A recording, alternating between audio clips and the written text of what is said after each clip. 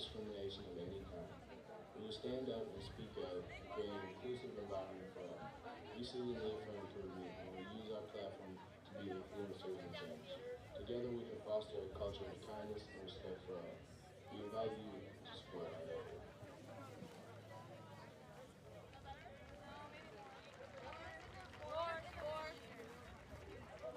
I'd like to thank the Lawrence Post 11 of the American Legion in Mankato for presenting the colors for today's game. Maverick Athletics promotes support for equality, inclusivity, and social justice. We're committed to eradicating all forms of racism and discrimination. We support our student athletes, coaches, and staff who choose to use their platforms and voices to be agents of change. Join us and sing along with the Maverick Machine as they perform a rendition of our United States national anthem, the Star-Spangled Banner.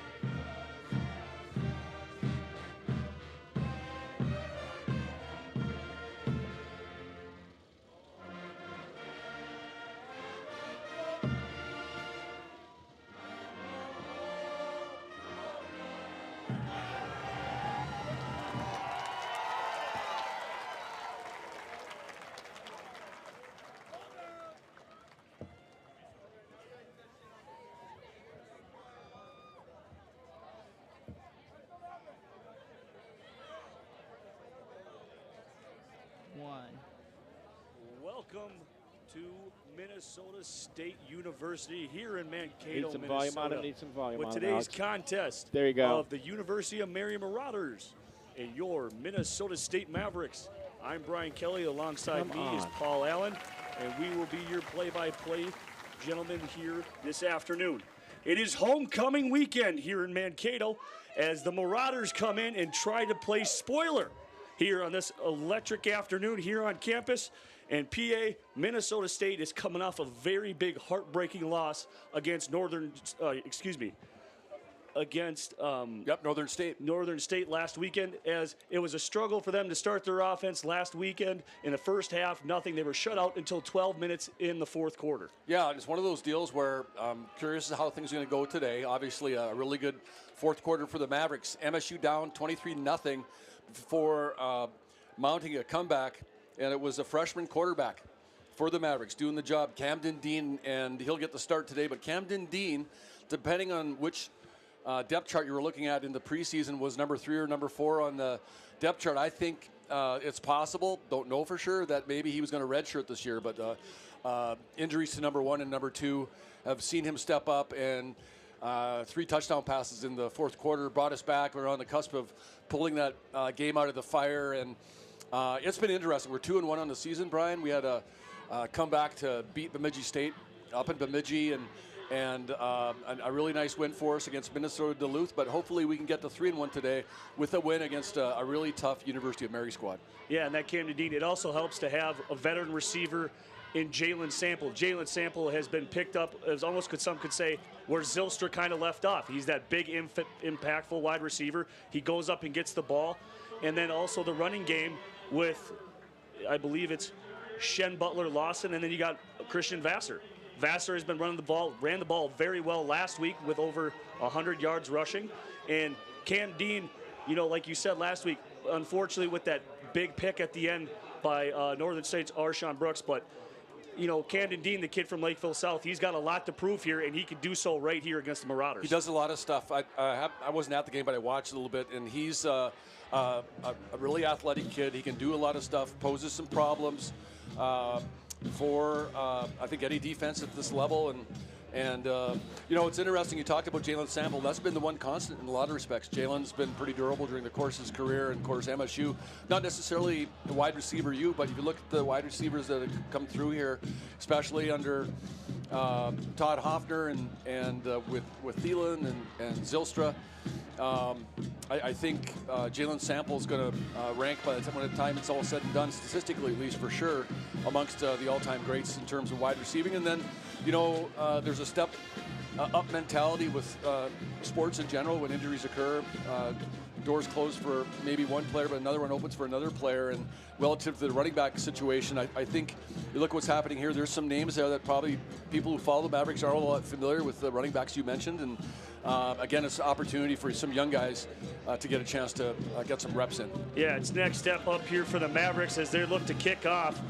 And the University of Mary Marauders are 0-3 on the season, looking for that first victory. And this is only the 7th all-time meeting.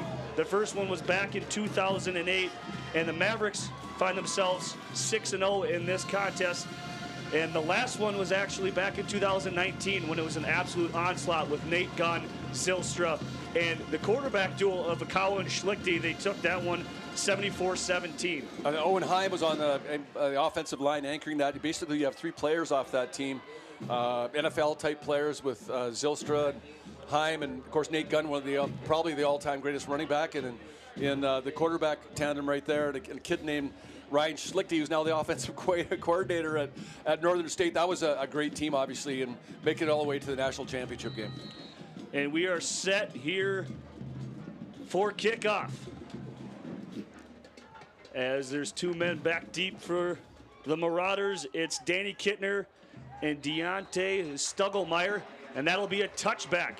As for the first time, we will see the big quarterback here for the Marauders, and that is Logan Nelson, 6'5", 215-pound senior out of Billings, Montana.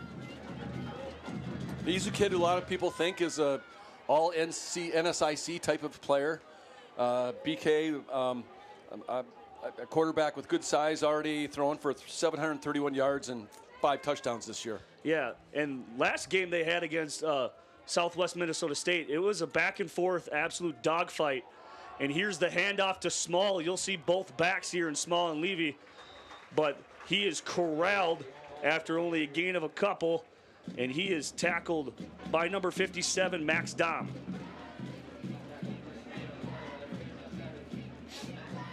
So as you mentioned, the Mavericks 6-0 against UMary, Brian, and you know, up until last week we hadn't lost to Northern State in that series as well. Not saying that's going to happen here, but with some of these teams that we're playing now in the NSIC, it's a big league.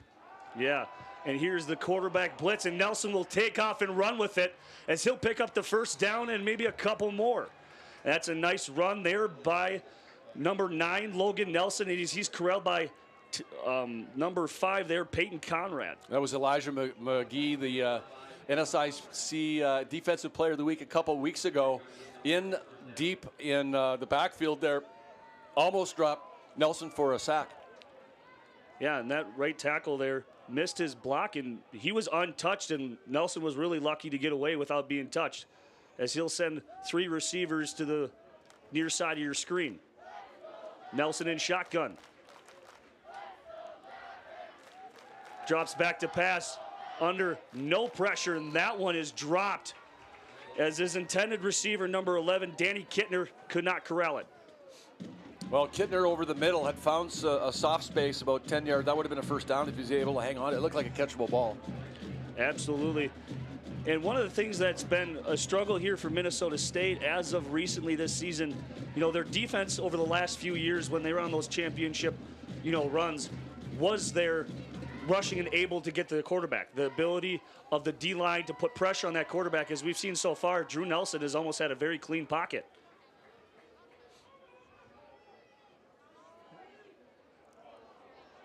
As Nelson will drop back to pass as he's looking deep. And he'll find, and what a catch by number 86.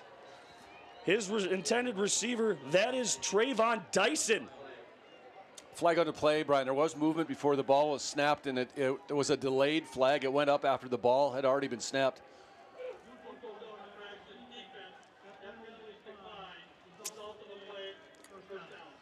As that was offsides, and it looked like that one belonged to Jacob Dalton, who was the one that was offsides on that one. I thought maybe it was a movement on Mary on the play that drew the offside, but that's how it goes sometimes on those calls. I thought it was almost close to a snap infraction. Yep. It's what it looked like. The center kind of moved a little bit, but I think he was going back down after directing the line from their assignments. As you'll see a lot of motion here in the Marauder offense here early on. Here's Nelson. He'll hand it off. Small to the right side as he'll follow some blockers. He gets out close. What a stiff arm as he finds himself inside the 10-yard line. That's first and goal for the Marauders. Boy, I tell you what, there were 4 receivers in that setup for Mary, and a one back in about 4 or 5 backs, and as small as the one that ended up with the ball. I think Mavericks expecting a pass on that play, and a fairly large run gives University of Mary a first down. And it looks like they're going to say he stepped out back at the 15 as they'll go in pistol formation here. Group set, and that run by Small, as you'll see, he is their main back, and he'll take most of the carries. Here's Nelson, drop back to pass, clean pocket, sets up for the fade in the end zone. Caught! And that's a touchdown, as that was his tight end, Luke Bodine. And what a throw by Nelson. Luke Bodine goes up, and what a tremendous catch, and the Marauders find themselves up early. Well, we knew that Mary was going to be able to move the ball a little bit. MSU thinks matchup-wise with defensively, we're going to be able to contain Mary through the air, but on this drive, it's been a little bit of both for Mary, finding success on the ground and in the air. As the extra point will go through, the Marauders find themselves up 7-0 as it's a 75-yard drive to start it out in under 3 minutes.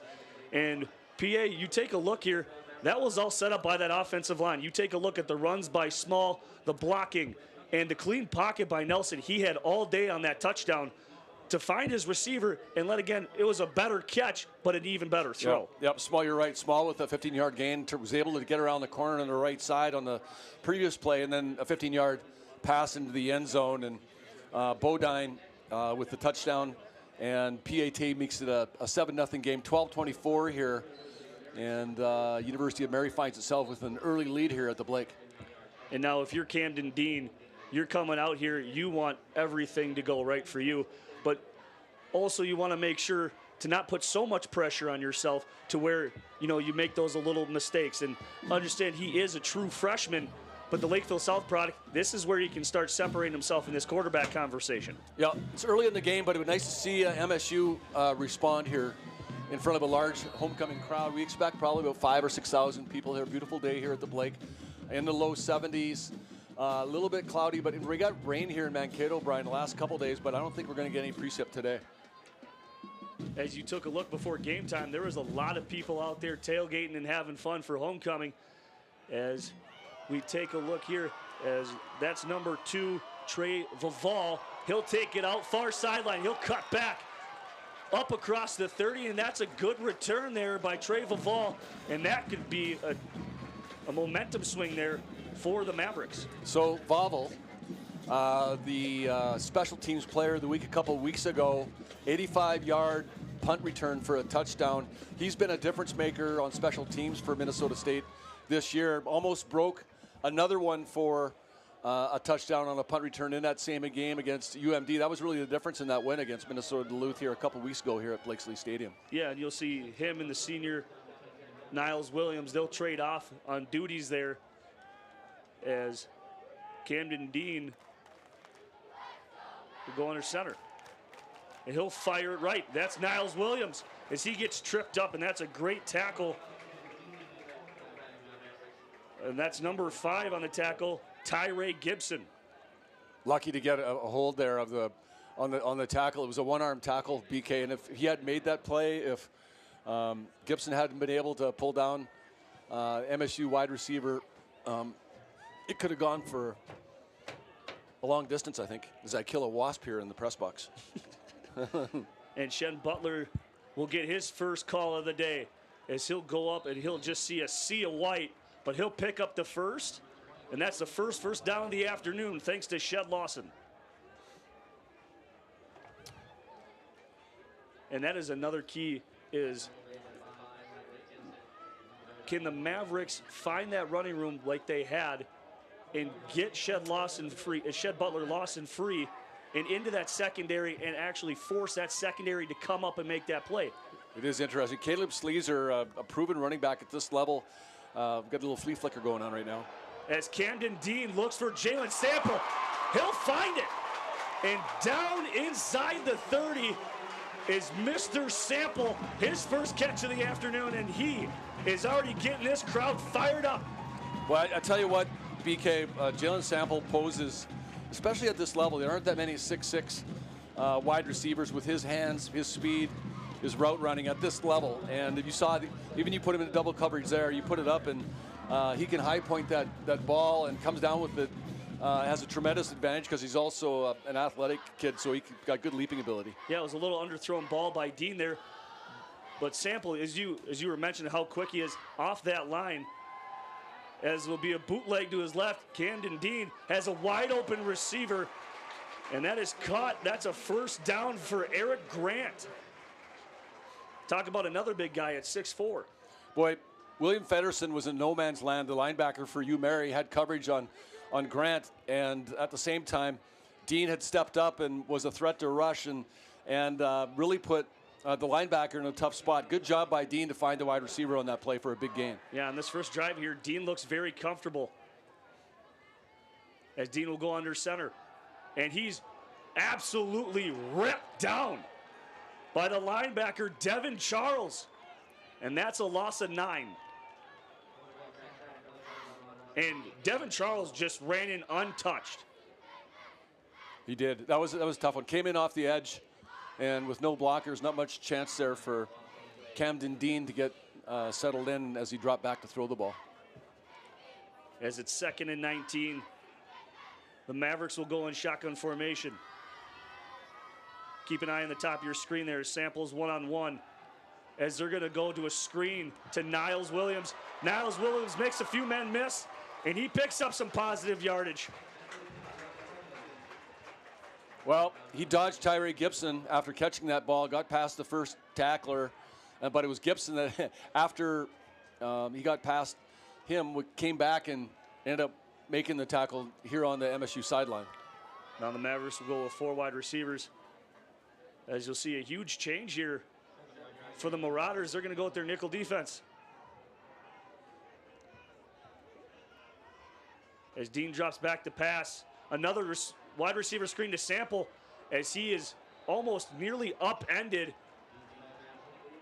And he only gains a few, and they get back just a little further than the original line of scrimmage, and it'll be 4th down, and here comes the kicking unit for the Mavericks. You get into that nickel package, as you mentioned, and it was Tyree Gibson and Johnny Tillman. Double coverage there on Sample, and he was still able to make the catch. And here's Chawaniak on to attempt the 30-yard field goal as he's kicking into the hill. And that one's right down the, oh, and that's no good. They'll say he missed it wide right. And the Marauders on the sideline there, they're really heated up for this one. As you can tell, they want to come in here and play a big spoiler factor here on homecoming for MSU. So MSU stalls on the 20-yard line. Pretty good drive. 56 yards in 8 plays, I think, for Minnesota State. A couple of first downs. So a nice response from MSU, just unable to convert on the offensive opportunity we had in front of us. 8:45 to go here in the opening quarter. 7-0.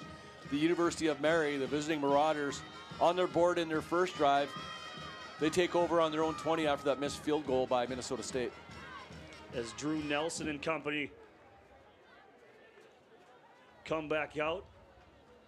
And here's Nelson in the shotgun. as he's got all day to throw. He'll step up and run, but he will only gain 1 as he was in hot pursuit from the linebacker from Minnesota State, number 49, Dakota Smith. Yeah, I don't think Nelson's a threat to run, right, Brian? I think for the most part, he's either going to hand it off or he's going to drop back in passing situations. He wants to sling it as he threw for 3 touchdowns and over 300 yards last week against Southwest Minnesota State.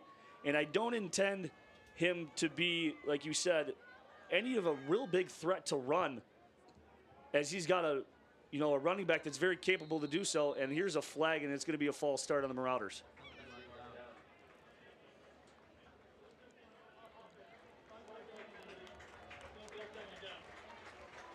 As that was called on number 73, Melvin Hudson. Mavericks sporting white pants, black jerseys. First time at home we've worn the white helmets.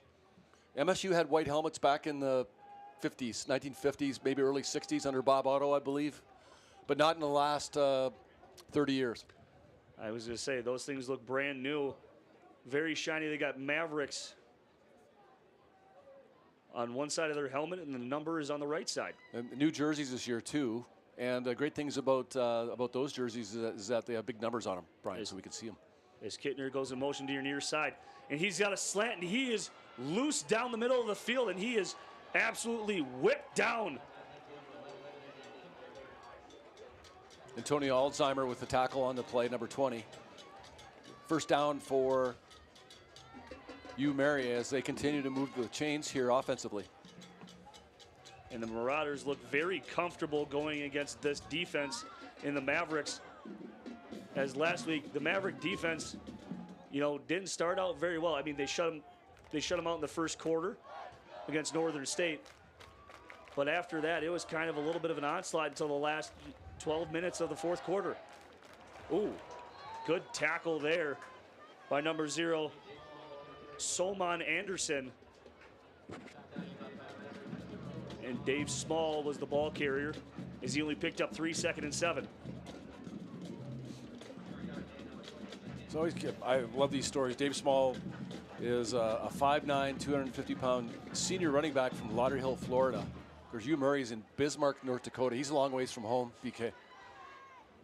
A Florida man going up to North Dakota, that's not something you hear very often. There's a lot of motion here as Nelson's got a very clean pocket, finds his reliable receiver in Kittner, as they'll pick up 5, and it's 3rd and manageable. Christian Wise with the coverage on that play for Minnesota State, but brings up 3rd and about 2. And this will be a huge stop, not allowing the Marauders to get any sort of momentum, just trying to kill it now, as you see some of the Maverick supporters here start to send some noise to their boys on the field. As Kittner goes in motion yet again. Here's Nelson looking for Kittner. He's not there. He gets flushed out. He's pursued by a lot of black jerseys. Finds Kittner on the near sideline, and they'll pick up the first. What a play by Danny Kittner and Drew Nelson on improvisation. Well, Logan Nelson created some time for himself there. Wasn't exactly scrambling, but stepped around the pressure he was receiving in the middle and outside the hash marks, and just lobbed the ball over an MSU defender to complete that pass and get another first down. That was a key 3rd down for the Mavericks here early, trying to get Camden Dean back out on the field.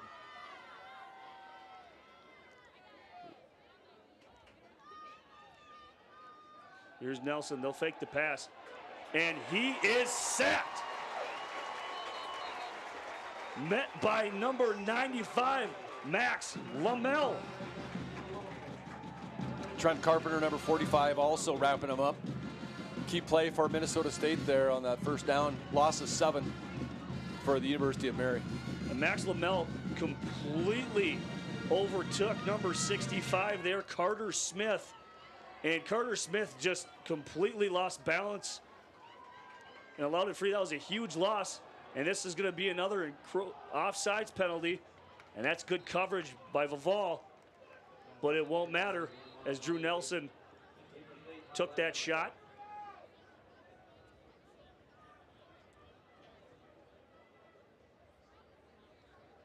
And we're going to wait to see what the call is here.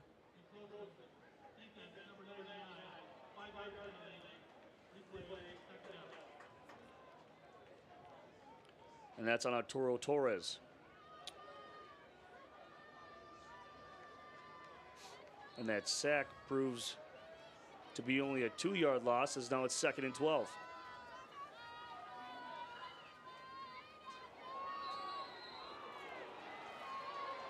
Yep, another encroachment call. A little bit of trickeration going on there, BK. On the snap count, I think.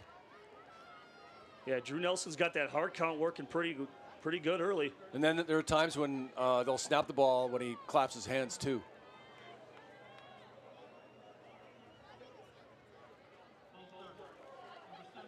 False start that time, okay. Ooh. All right. As that one goes on the center, Sam Harris. Now 2nd and 17 now for the second time in the last 3 plays. And if you looked on the Mavericks sideline, Coach Glow didn't look too pleased with this defensive lineman as he immediately sent out 2 new bodies on the interior of the defensive line.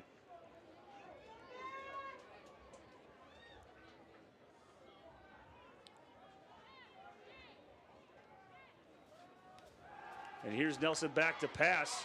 He'll step up in the pocket. Ooh. Look, and that'll be pass interference. Yep. As that'll be on Simone Anderson. Pass intended for Colin Gappin. Anderson just bumped into him. And no chance for Gappin to catch that ball. As there's been some sloppy football here the last 3 plays. Yep.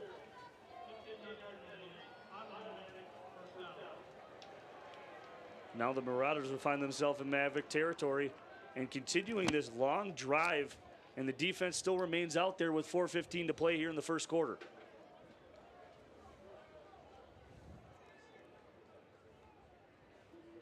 And defensively, the Mavericks are shooting themselves in the foot, but Drew Nelson has been the storyline here in this first quarter. As you can see there, he almost had the interior of the defensive line almost jump off sides yet again. Yep. I think they're having a tough time hearing him down on the field. As Kittner will go in motion. As Nelson will take a shot downfield as that's incomplete.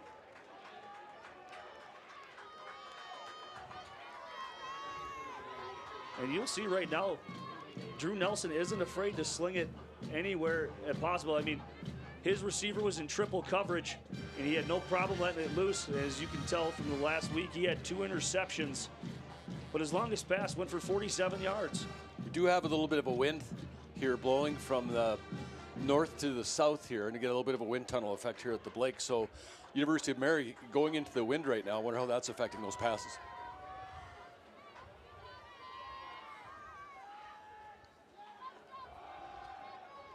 As here is Small, as he's just turning those legs, and he'll pick up almost close to a first down, as it'll be 3rd down and 1.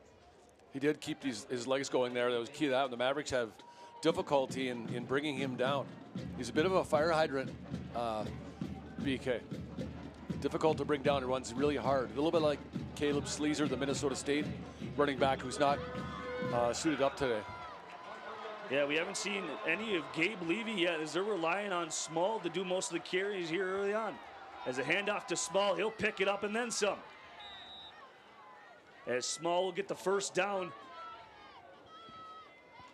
And yet another first down here for the Marauders. And now here comes Levy for the first time here this afternoon.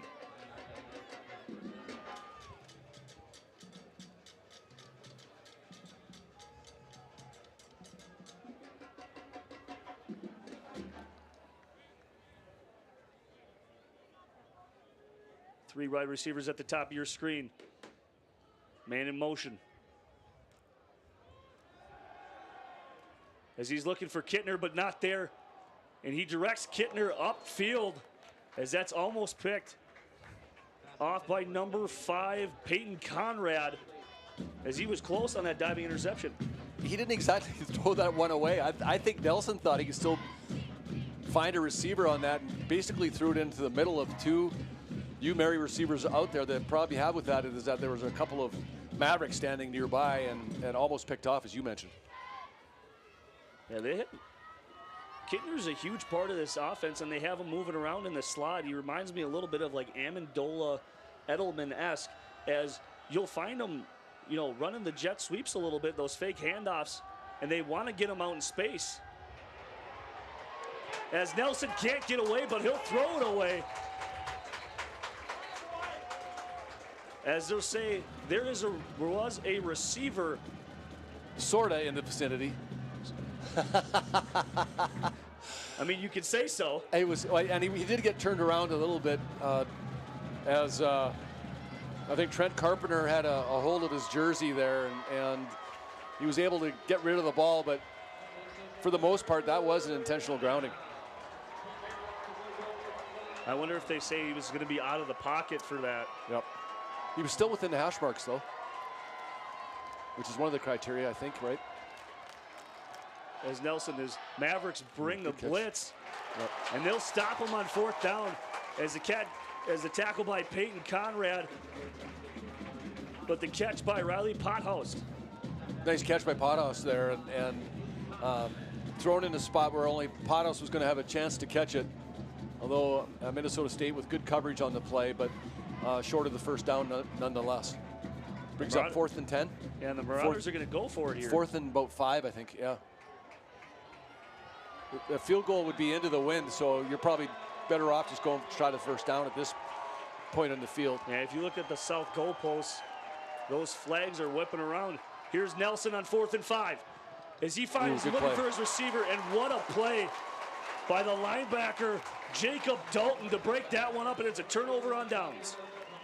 Dalton got his left hand on that ball, I think, Brian. So Minnesota State with a big stop here. 2:10 to go in the opening quarter. Minnesota State trailing University of Mary 7-0 in this homecoming contest at Blakesley Stadium.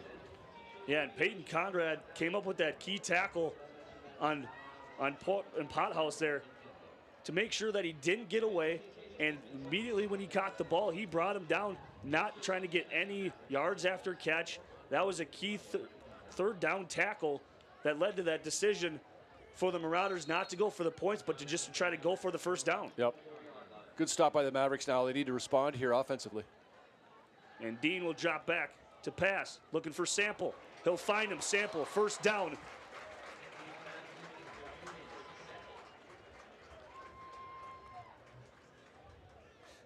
Mavericks trying to move quickly here with the wind at their backs. And Sample's been targeted early here, as Cam Dean seems to like number 10.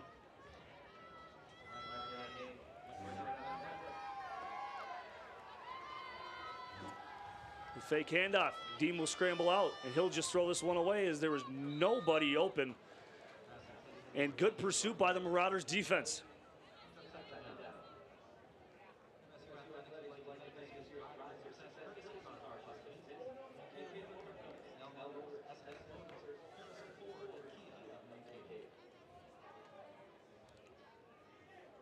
Second and 10 here for the Mavericks.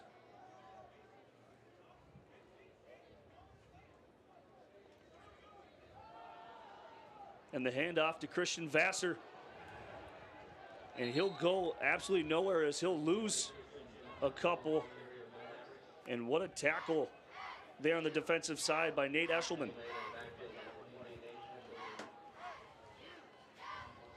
As a loss of 2, it brings up 3rd and long. And here comes Sample, Williams, and Emmanuel.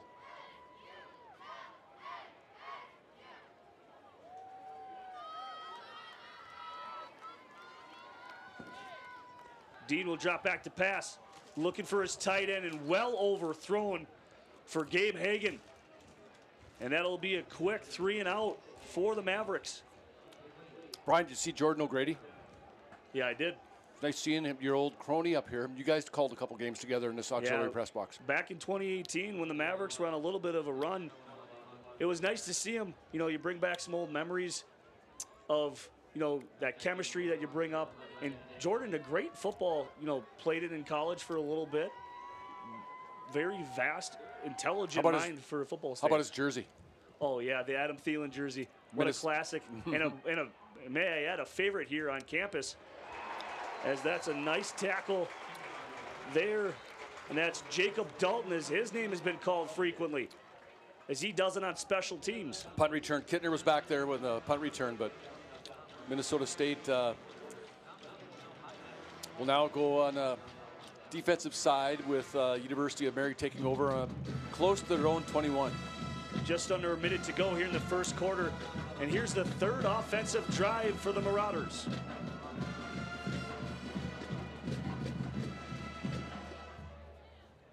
As 3 wide receivers here at the bottom of your screen. Hand off to Small. He'll go weak side, far side, up the field as he'll stumble for 8. And a great run there by Small, but that was all set up by the right guard, Melvin Hudson. Allowing to get him outside there. And then that was a nice block by his receiver, number 85, Jaden Andreessen.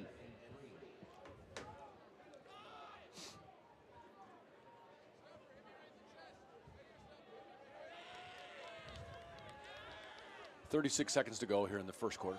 As they'll give it up to Small. And he got absolutely nowhere, as they'll say he got back to the line of scrimmage.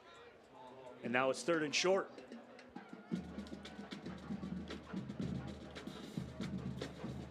Pretty sure they're probably just going to let this one wind down here to end the first quarter. As the play clock says 24 and the game clock says 10.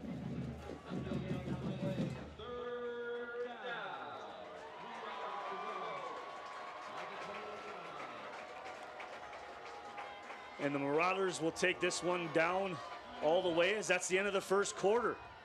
University of Mary has come out hot on the defensive end and offensive end to find themselves up 7. Mavericks find themselves in a hole here at the end of 1.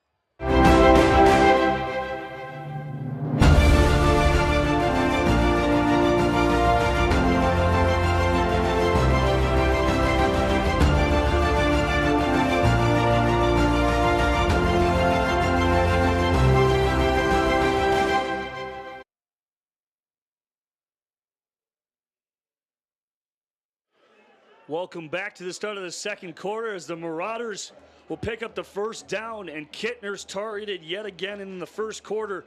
Kittner was targeted for 5 times, had 3 receptions for 30 yards, and he picks up a crucial 3rd down. Taking a quick look at the stats here, 128 yards in total offense and 21 plays for UMary. Minnesota State, 11 plays, 65 yards. And Small will find a crease as a huge stiff arm by Small, and my goodness, has Small been running with authority here this afternoon? I don't know how much help he needs, BK. He can find a hole, but he's been extremely difficult for Minnesota State to bring down. 41 yards on 7 carries in that first quarter. Small, a very compact guy, and he's running like he's Nate Gunn. Yep. 6'2", 225, and Maverick fans know him well. But Small, my goodness.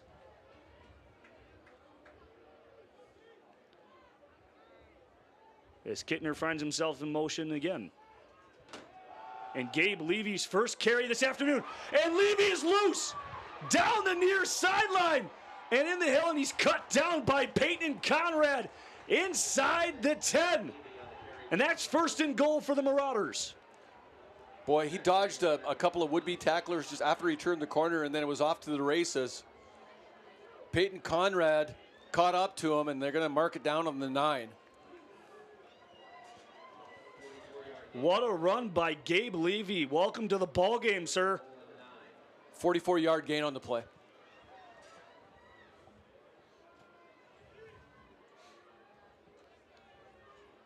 As they'll give it to Gabe again, and he's barely touched and waltzes into the end zone for a touchdown. As that's Gabe Levy's first of the afternoon. And that's 13-0, University of Mary. What a long drive there by the Marauders, and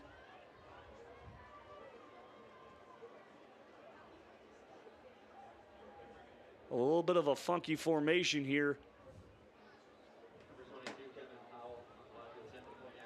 A couple of big plays during that drive, BK. Absolutely. That 44-yard run really set that one up. And the extra point is good. 14-0 for the Marauders. And the Mavericks got to find a way here on this drive to at least put 3 on the board.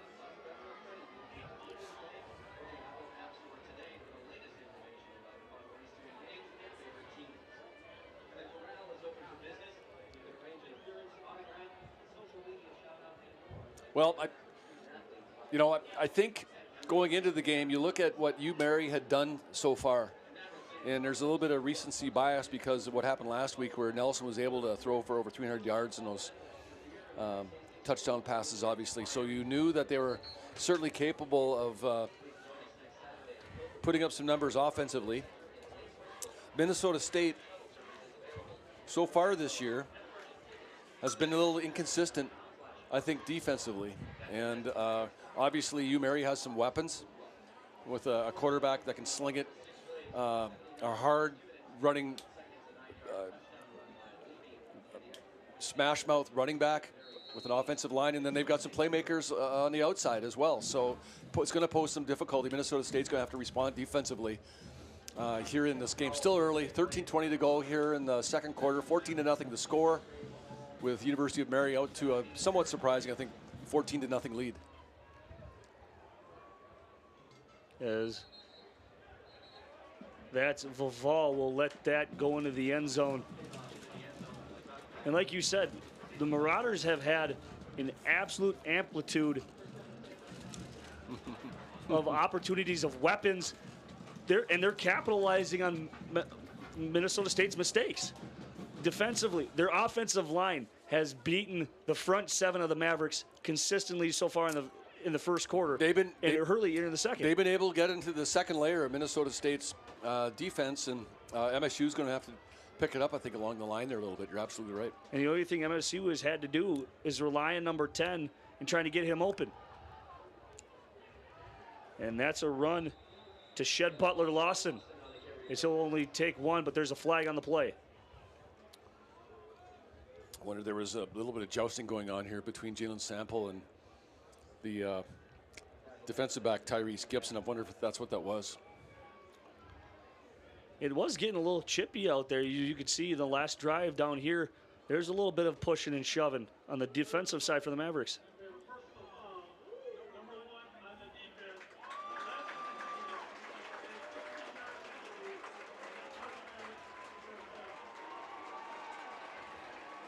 As that one goes to Tyrese Gibson.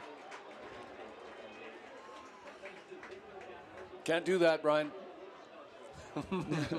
No. Not in this game. No. You can do a lot of stuff, but you can't do that. Yeah, that's one of the things. That's just a bonehead mistake. As they're going to look for Niles Wilson on the wide receiver screen. He's got nowhere to go, and he'll cut it back. As he'll cut it upfield. And a missed tackle there by Gibson. Here's Williams into enemy territory. And Williams finds himself a huge gain And after that penalty by Tyrese Gibson, look at where the momentum has gone for the Mavericks on one play. Yeah, kind of fortunate, though. You were over on the far side, right? And a really nice play there in order to be able to come back across the grain for big yardage. Minnesota State with a big first down here. And that's one of those penalties that can absolutely just kill and switch the momentum as Dean looks far sideline and dropped by his receiver, DJ Barber.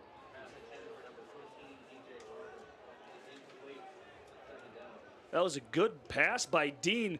Barber just unable to come up with it as Williams and Sample will find themselves on the sidelines here. And joining Barber is Eric Grant. As you'll see, the Mavericks use about 5 or 6 receivers throughout the game. And Cam Dean will go. And another drop by a Mavericks receiver. That would have been a first down. And this time it was Eric Grant.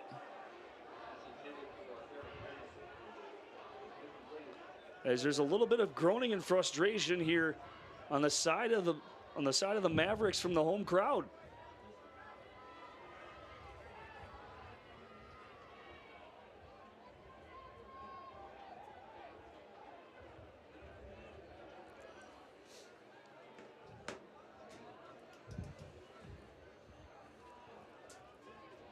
As Butler Lawson will join Cam Dean in the backfield.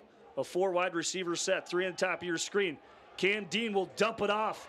And here's Shed Lawson. As Butler Lawson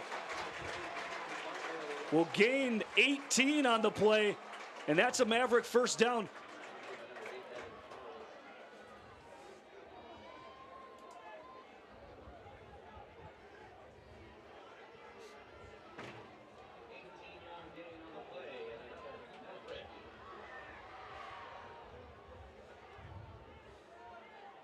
As Mavericks find themselves on the Marauder 21. Throws his tight end in motion. Handoff. Lawson, Butler Lawson. And he'll only gain 1. Mavericks have had the pass game working. Unfortunately, the 2 drops on this drive. But it's Shed Lawson, Butler, and Christian Vassar that are going to have to do something in order to continue to make that passing game a key factor. Yeah, pretty good drive right now. Minnesota State has been able to move the ball here. It's 2nd and about 8, I think, at the 20-yard line. 11:32 to go here in the second quarter. 14-0 University of Mary. As Troy Anger goes in motion, Dean all day as he was looking for Anger and just out of his reach on a diving catch, and it's 3rd and 9. That was a nice design there by the Mavericks. Cam Dean had all day to throw.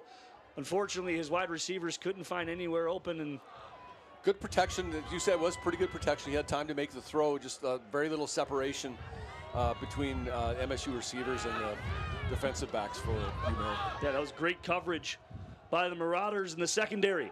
As Dean's back to throw, looks for Sample. Sample will go up and corral it as he's tackled inside the 5. 1st and goal for the Mavericks for the first time this afternoon. Jalen Sample noticeable today, as he always has been the last couple of years, really come into his own as a wide receiver, a dominant player in the NSIC, and certainly one of the top wide receivers in Division II.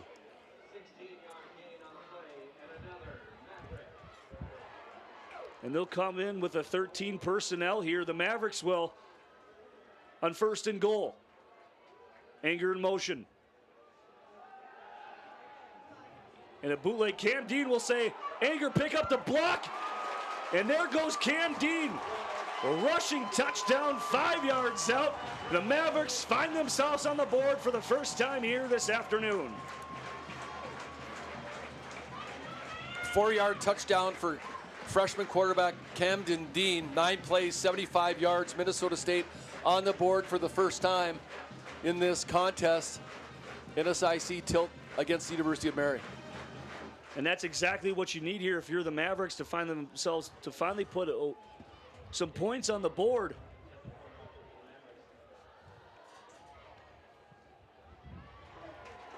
As the point after attempt is good. Mavericks find themselves down 7.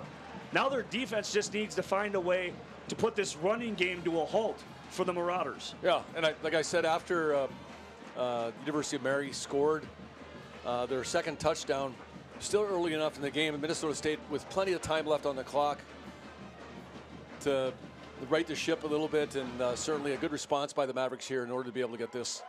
Yeah, in the first touchdown. quarter, the Marauders had 45 yards, and on one play, it was Gabe Levy that basically matched that all-in-one run and ended up with a 9-yard score in the last drive. But now I think we might see Drew Nelson sling it a little bit more, as he'll probably take a little bit more shots now with the wind at his back. Be interesting to see what happens now is with the first opportunity for the University of Mary to have the ball offensively from that end of the field. As Kittner will go deep with Deontay Stulgenmeyer.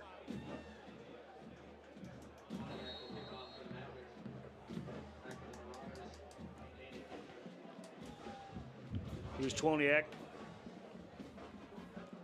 As this will be a short one and a fair catch here, as it's almost dropped.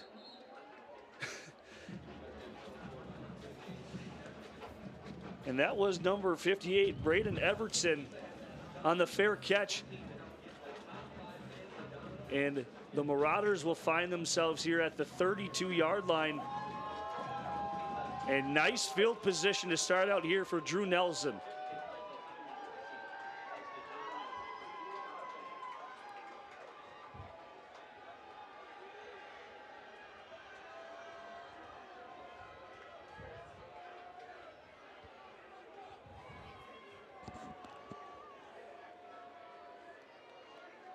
Small's the back. They'll fake it to him. He'll be flushed out as he finds Kittner. And Kittner was wide open as Vaval was completely debacled mentally on that route by Kittner.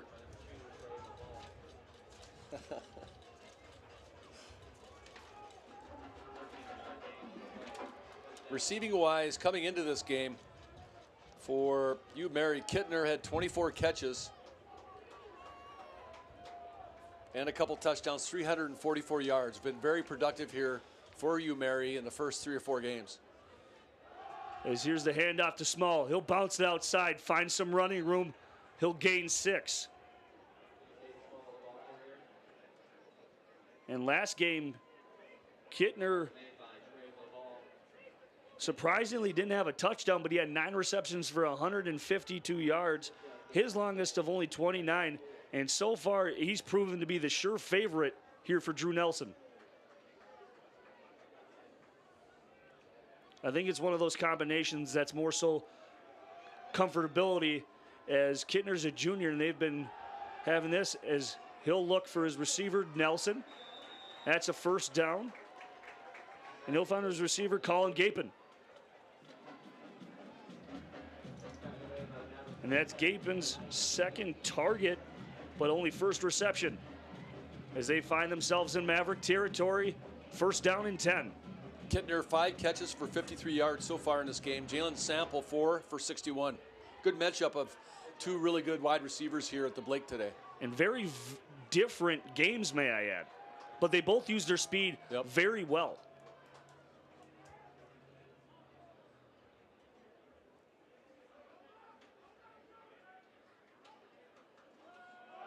Here's Small, goes right up the gut. And that's a nice tackle there.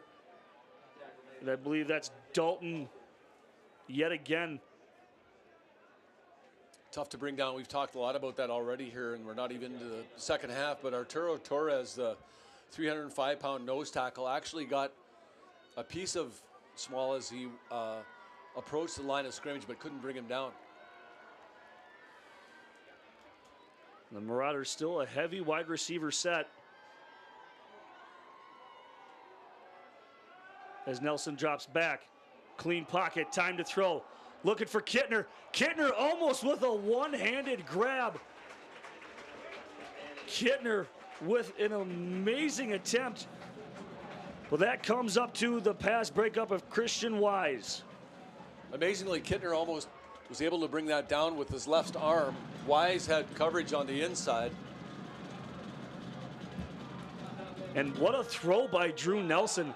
That throw was the only place, but there was a lot of hand check in there. Yep. From Wise and Kittner, and it was a good no call by the referees, may I add, just letting them play ball. Brings up 3rd and 4. Marauders will find themselves to throw again, as he's looking for Gapin. And that's good coverage there. And that's the linebacker, Trent Carpenter. And you're in that territory right now where kicking a field goal is probably a little bit too long, as it would be about a 52, 53-yard field goal. And you're too close to punt. 4th and 4. 8 seconds to go on the play clock.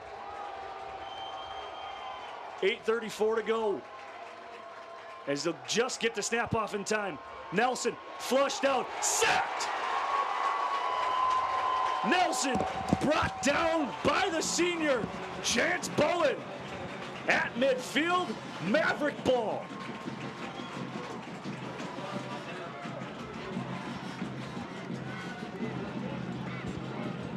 Drew Nelson got a little happy there, tried to get flushed out, tried to escape pressure, and Chance Bowen comes up with the one-arm tackle, and that's a huge play by the veteran defensive lineman. Minnesota State on the wrong end of the turnover battle last weekend. Gave it up 5 times, and it's very difficult to win games, as you know, when you're turning the ball over that much. Minnesota State doing a pretty good job so far in that category today. Here's Christian Vassar. He'll try to bounce that outside, and he'll pick up a couple. And he's met initially by the linebacker there, number 8, Devin Charles. And Devin Charles has kind of had his name. He's almost been like Carpenter and Dalton here, finding his name and swarming the ball, as he's got great defensive instincts there to find the ball, making the tackle, and he hasn't had too many misses yet. A couple of tackles and a sack for Charles in this game. Here's Dean. As Mavericks will hand it off again.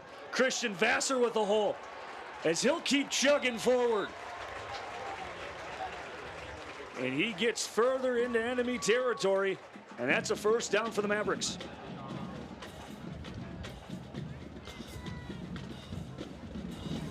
As we find ourselves halfway through this second quarter, Mavericks find themselves down 7. First down and 10. Sample and Williams are your receivers. Christian Vassar in the backfield. Handoff. Vassar, 3rd time in a row. And Devin Charles meets him with a bang. Well, you wonder about we talked about the line battle and how Minnesota State was probably going to have to really start taking charge in that. You look at the size of the Maverick offensive line: 6'7", 295, 6'5", 285, 6'3", 210, 6'2", 290, 6'6", 280, 6'6", 305. That's NFL size, Brian, offensive line. And you would think that as the game goes along, MSU will be able to wear UMary down a bit in the trenches. Yeah, and yet that size really hasn't come into play, as they're going to get a false start here on the Mavericks.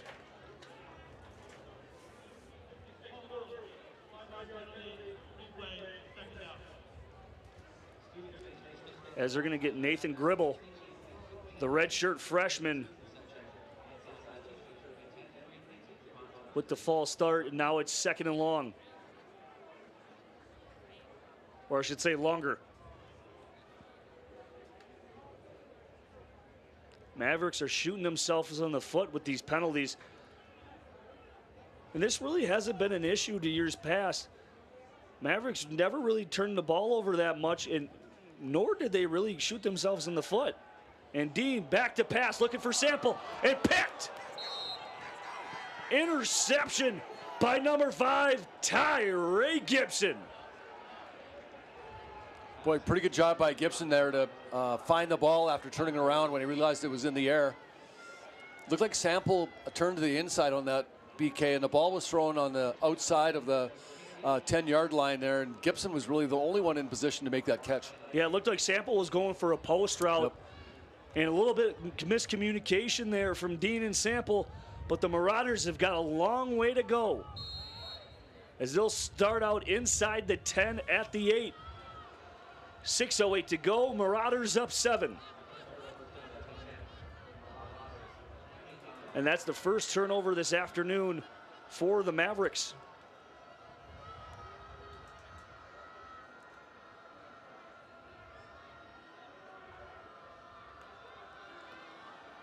Here's Small. They'll run it, try to get out of the end zone, and he'll just get back to the line of scrimmage.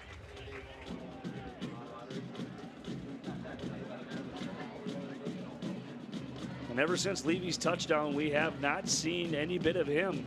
It's been all Small.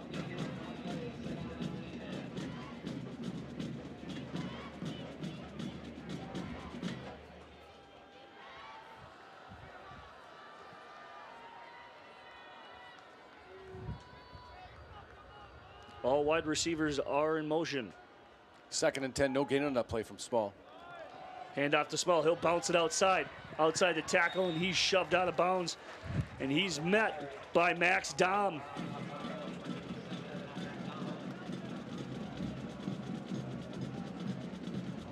And yet again, he's not, Mavericks are kind of shutting them down here, this running game, and it looks like they're gonna have to go to the pass to get outside of their end zone. Yep, 3rd and 10 again, back-to-back, no gains for Small.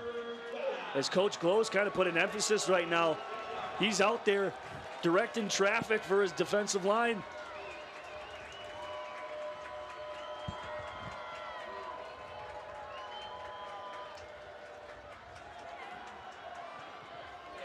And he is sacked. Safety.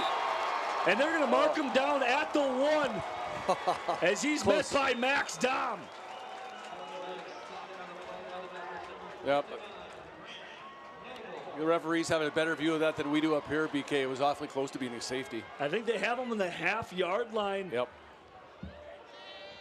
As Drew Nelson was a little bit of aware to make sure he's not going on any further.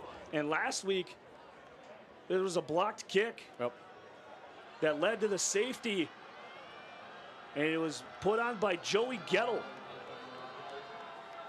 And here's Vavol back deep for the Mavericks. That's a good punt there, as Vavol's got all day. He's got a sea of green as he'll get near sideline. Vavol downfield, picks up a key block, and he's in for the touchdown. Boy, I'm looking, they're going to call him out of bounds. They're talking about it right now, but it looks like at about the 5-yard line, the 6-yard line, he might have stepped out.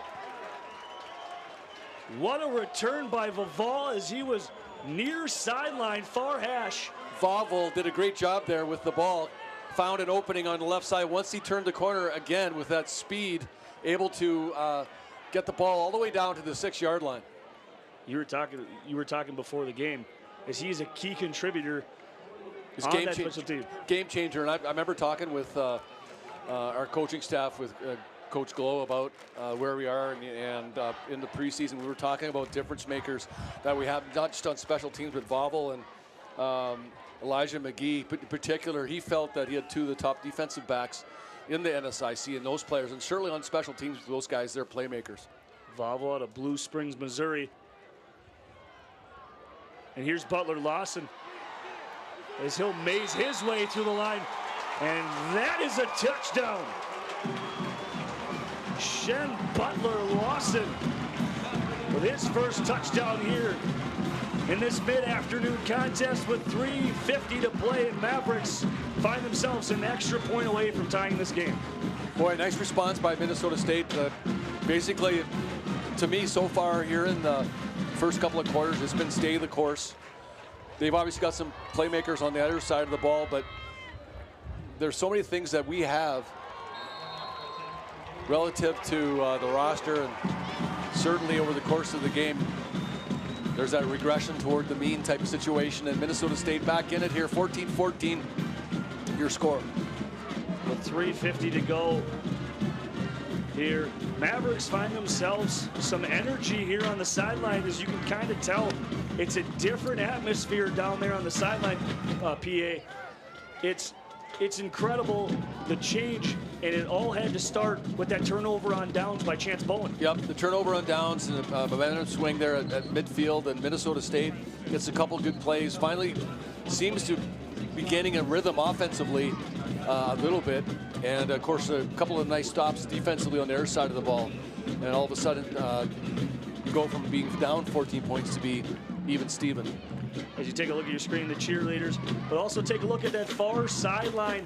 As you take a look at the hill, it is packed with students, and it's great to see, especially during homecoming, as a lot of the students make their way out here to Blaisley Stadium. Been a great week. We had our Hall of Fame event last night over at the Centennial Student Union, and just a great event, and huge crowd here again today. And another short kick here, as that one's going to go out of bounds, but there is a flag. I wonder if the Mavericks are offside on the kickoff, maybe. And we're going to wait for them to decipher what exactly is going on down there.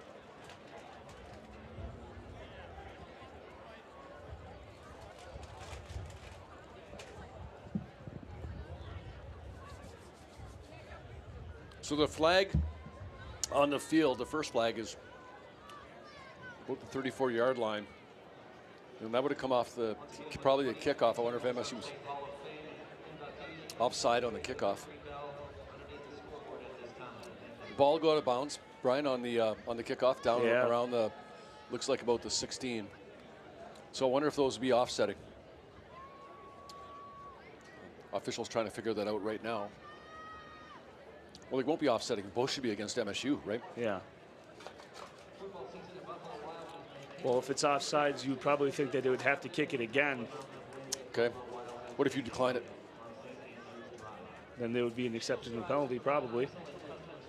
Decline that one and take that one. I wonder if Hugh Murray has a choice.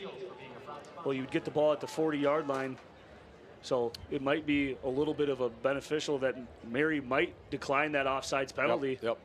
And I wonder if they're just probably discussing whether or not they're going to allow them to decline it. Yep. Which comes first?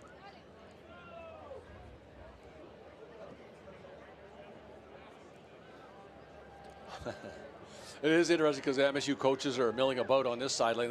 They're pretty close to the officials where the discussion is taking place. On the other side, you can see the Hugh Mary coaching staff and players waiting to see what the outcome is going to be here.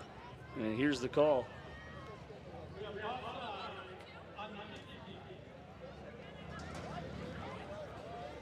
have the kickoff out of bounds by the kickoff team. And we have a personal foul, late hit, number 30 on the receiving team.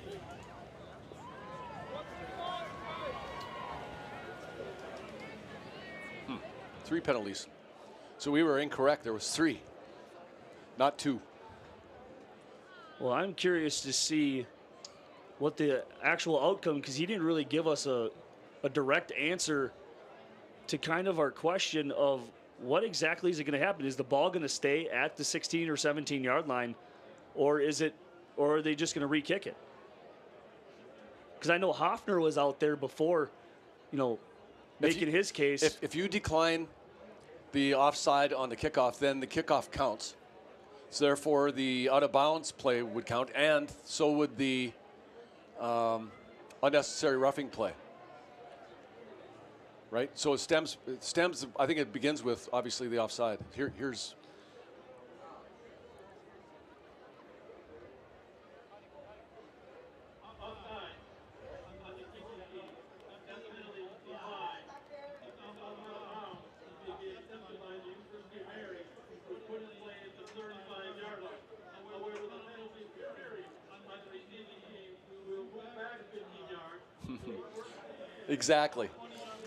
Exactly. Just like we said it was going to turn out.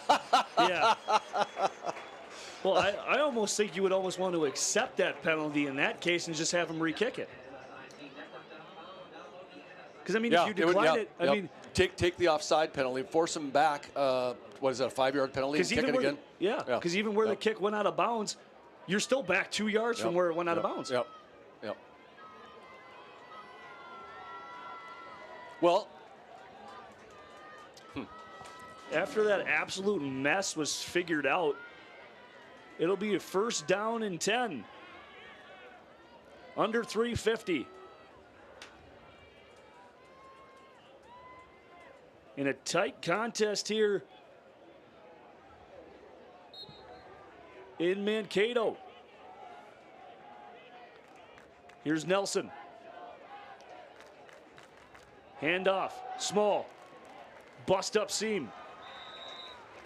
As he's met by a few black jerseys, and it looked like Nathan Bolton will be the first one to meet him. As that's a nice little pickup by Small. Second down. 3 wide receivers at the top of your screen. Kittner, your slot receiver on the top. And again, Drew Nelson almost drawing the Maverick defensive line off sides.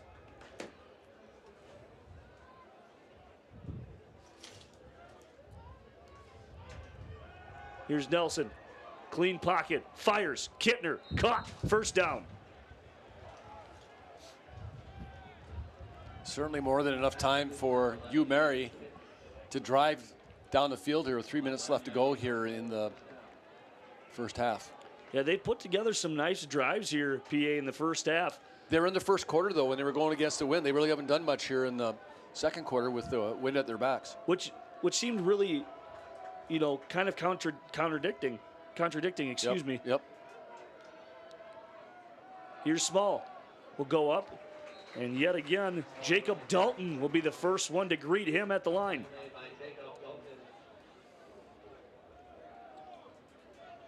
And this run defense for the Mavericks has stepped up, as in years past, it was their number one, you know, it was in the top 10 of all, you know, Division II football in yards per game. It was just unbelievable. The defensive interior, the linebacker with Alex Gettle, they were led by him. Chance Bowen was a part of that run.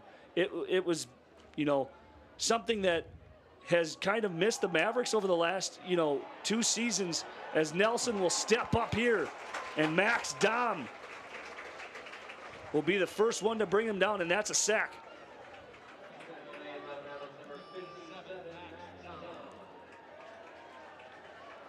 Well, it's interesting you mentioned Chance Bowen. Of course, he was injured after a really good year and of course, missed a year because of COVID. He hasn't played in 2 years. Yeah. I mean, he was a part early of that 2019 championship run team, as there's a flag on the play, and that's well thrown out of bounds, not catchable. And in coverage there was James Williams. Well, we're going to see what the flag's for, as this could have been a huge third down stop if it goes in the favor of the Mavericks, as they'll get the ball back and they get ball at halftime to start the third quarter. There's movement before the snap, I think, along the line there. Yep, you're right.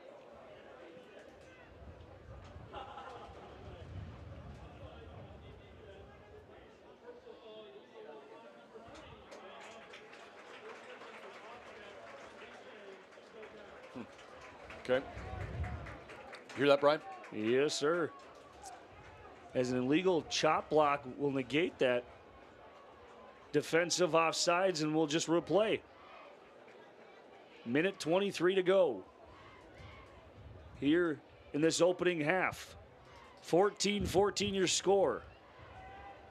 Mavericks defense coming alive here after that Gabe Levy touchdown early in the second quarter.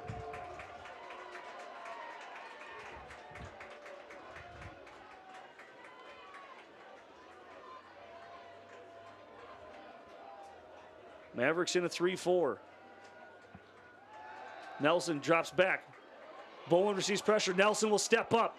Nelson will evade company, and he'll slide for the first down. Boy, that was pretty good field awareness for him to understand where he was. He just got past the 10 yards that they needed before taking a slide. As they might not have given this to him. Oh, it looked like it was a first down. Boy, Mary can't be happy with that, where that ball's being spotted, I don't think. Yeah, it was 9 yards. It's 4th and inches. As his knee may have hit beyond the 45, but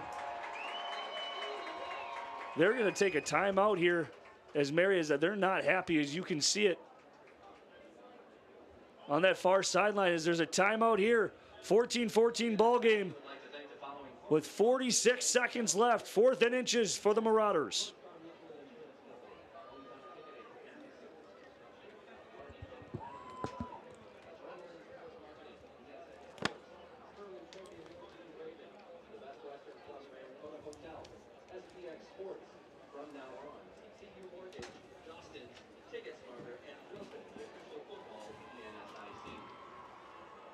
Calling all Maverick fans ages 60 and over, join our brand new Senior Maverick Club.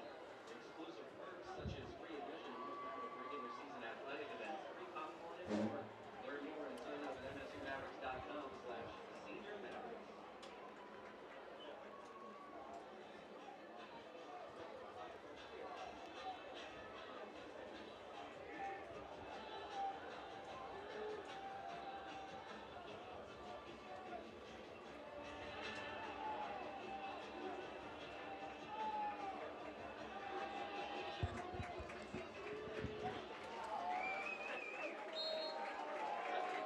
Fourth and inches for the Marauders.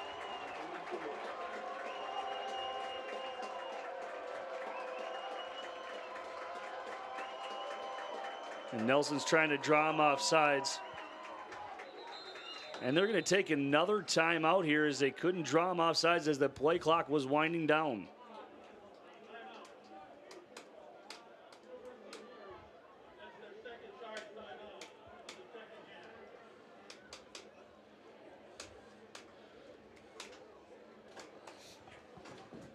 As we take a look at some of the stats here, Mary 13 first downs in here.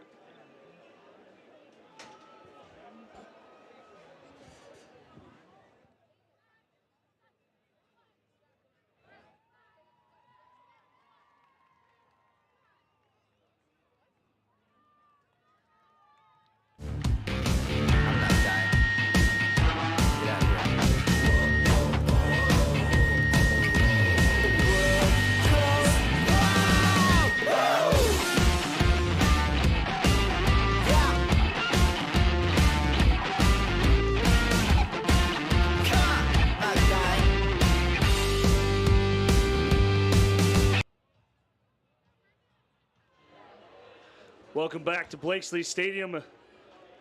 After the second timeout by the Marauders, they got one remaining. 4th and inches, as they seem to be kind of bewildered here on what to kind of do on how to execute this 4th and inches. As it looks like Drew Nelson is going to QB sneak it. He dropped the ball. Looked like he might have dropped the ball.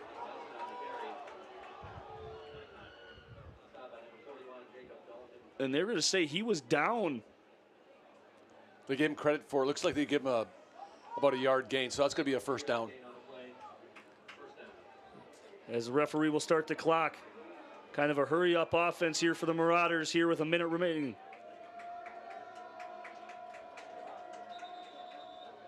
And Hoffner will take a timeout.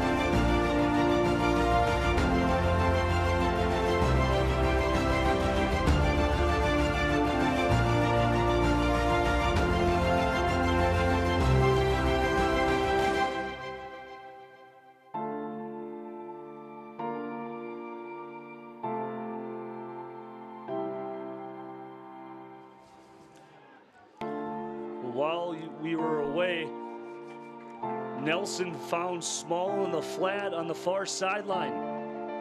There's a pickup of 6, 2nd and 4. Kittner in motion. Here's Nelson. Looking for Kittner. He'll find him right in the heart of the field. And on the 38-yard line. And the Marauders go hurry up, and it looks like it's going to be a spike by Nelson, as he'll just kill the clock. Another first down for you, Mary, as they enter MSU territory. 13 seconds to go here. Not close enough for a field goal attempt yet, Brian, I don't think. No, you're going to probably have to look for some out routes here. And that's the 15th first down of the half for Mary, as they've had no issues moving the ball here on this Maverick defense.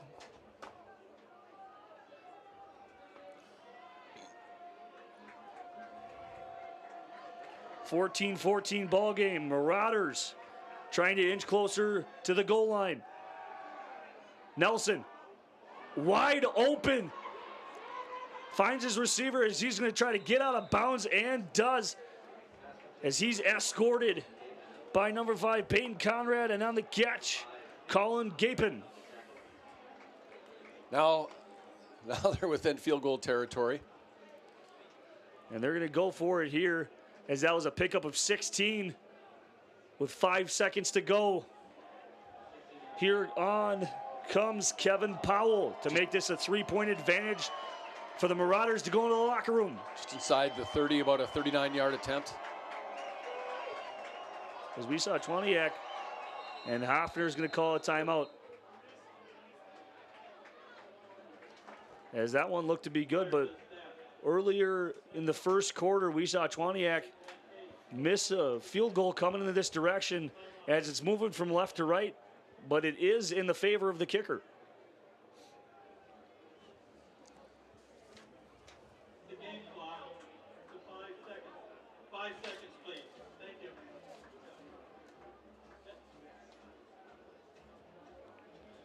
So far on the season, coming in today, Kevin Poe, 1 for 1. He made a 35-yarder earlier this year. So not a whole lot in the way of field goal attempts for you, Mary, so far on the season. And this looks to be about a 39-yard field goal for Powell.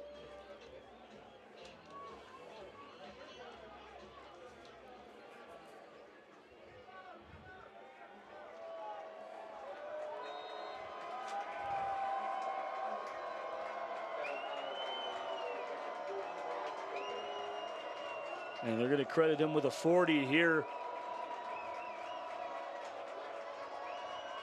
Snap, spot, kick. And they're going to, and that is wide left. And they're going to say no good as we head into the locker room tied at 14-all. Mavericks put on a late surge here in the second quarter to tie this ball game up, and the Marauders with the last second opportunity to go for a field goal to take the lead and are unable to do so. Well, a tale of really 2 quarters, right? With University of Mary capitalizing on some opportunities, some big plays in the opening quarter, opening up a 14-0 lead, but Minnesota State responding in kind with 14 points of their own, so it's 14-14 at the half. And we'll step away here, and we'll be back with the halftime entertainment. Me and PA coming your way next. Because today we all know we serve so much to our athletic programs over the years. With that in mind, at this time, we'd like to introduce the 2022 inductees within the MSU Hall of Fame. Our Jim Schaefer Service Award was presented to Jim Grabanowski. Thank you to Jim for your long time and continued support of Maverick Athletics. Presented with this year's Philanthropy Award is the Hockey Day Minnesota Local Organizing Committee. Thanks are extended to the Hockey Day Minnesota LOC for their dedication and support of our Mavericks student athletes and teams. Presented with our inaugural Lifetime Achievement Award is Casey Lloyd. We've been fortunate to have Casey as the play-by-play voice of the Mavericks for 5 decades. Thank you and congratulations, Casey. Now let's take a quick look at our new Hall of Fame inductees. A gifted hitter and outfielder for the Mavericks, Josh Smith finished his career, which spanned from 1996 to 1999, with a school record for career home runs. In addition to playing in 151 consecutive games, He also was MSU's all-time leader in several other statistical categories. A North Central Conference's most valuable player in 1998, Josh was a two-time All-NCC performer who helped lead the Mavericks to 3 NCC championships and 3 NCAA tournament appearances. Congratulations, Josh, on your induction into the Minnesota State Athletics Hall of Fame. Alex Andrews Shep was a key leader as Minnesota State went 32-2 en route to the Women's Basketball National Championship in 2009. Alex was named to the Elite 8 in NCAA Central Regional All-Tournament teams and earned all NSIC honors as a senior. A product of the girls' high school basketball program at Triton High School, Alex played in 122 consecutive games as a Maverick and tallied 1,176 points to rank 15th on the school's career scoring chart. Alex, congratulations on your induction into the Minnesota State Athletics Hall of Fame. Jefferson Mason finished the 2009-10 men's basketball season as the NSIC's Defensive Player of the Year and picked up all region honors. In his second season, he helped lead the Mavericks to the NSIC regular season title, the NCAA Division II Central Region Championship, and a win in a national quarterfinal game, a first ever NCAA Final Four appearance. The Robbinsdale Cooper product helped lead Minnesota State to a 28-5 record as a senior, and it was named to 3 All-American teams. Named Most Outstanding Player at the 2011 NCAA Central Region Tournament. A big congratulations on Jefferson's induction into the Minnesota State Athletics Hall of Fame. Our next inductee is one of our all-time wrestling greats, Troy Zidell. A native of Athens, Wisconsin, Troy was a member of Maverick teams that placed in the top 20 at Nationals 3 different years. MSU was 6th in his senior season in 1999, 7th in 1998, and had a 17th place result in 1997. As an individual, Troy accomplished something rare in becoming a 3-time All-American, something only 12 other wrestlers have done at Minnesota State. In his junior season in 1998, he reached the pinnacle of college wrestling by winning a national championship. Troy completed his career with a 71-24 record. Troy, congratulations on your induction into the Minnesota State Athletics Hall of Fame. Our next Hall of Fame inductee comes in our Builders category, Mavis Anderson. Without behind-the-scenes administrative support we've received over the years from folks like Mavis Anderson, unquestionably Maverick Athletics would be in a much different place. A native of southern Minnesota, Mavis served as the university's official certifier for NCAA athletic eligibility for nearly 600 student athletes annually. Along with overseeing the university's grading process and transcript processing and procedures, congratulations to Mavis and all her family and friends, and welcome to the Minnesota State Athletics Hall of Fame. Next up is another inductee into the Hall of Fame in the Builders category, Deb Schultz. A native of Truman, Minnesota, Deb served as Minnesota State's Associate Director of Registration and Academic Records, and in that role worked with the Maverick Athletic Department for over 27 years. Deb served as the university's official certifier for NCAA athletic eligibility for nearly 600 student athletes annually. With this responsibility, Deb played a vital role in the approval of Maverick student athletes being permitted to receive priority registration, as well as helping many individuals throughout the years receive NCAA degree completion and postgraduate scholarships. Congratulations to Deb, along with her family and friends. And lastly, we introduce you to the members of our men's basketball team from 2010-11. There is no question that these Mavericks rank amongst the pantheon of all-time great teams from Minnesota State. The Mavericks started the season with 7 straight wins, and after a loss, won 13 of their next 14 games, en route to a 19-3 league mark and a conference regular season title. MSU hosted the NCAA Division II Regional Tournament, where they played in front of huge supportive crowds in Taylor Center. Wins over Winona State, Metro State, and Fort Lewis College had the Mavericks packing their bags for a first ever appearance in the NCAA Division II Elite 8 in Springfield, Massachusetts. The Mavericks beat Alabama Huntsville in the quarterfinals to advance to the Final Four, again, a program first. A loss to eventual champion Bellarmine in the national semifinals gave Minnesota State a season-ending record of 28-5. Please join us as we welcome the men's basketball team from 2010-11 into the Minnesota State Athletics Hall of Fame. And there you have it, ladies and gentlemen, MSU's Hall of Fame class of 2022. Thank you, and congratulations. And I was like, I should have warmed up. I'm not gonna lie.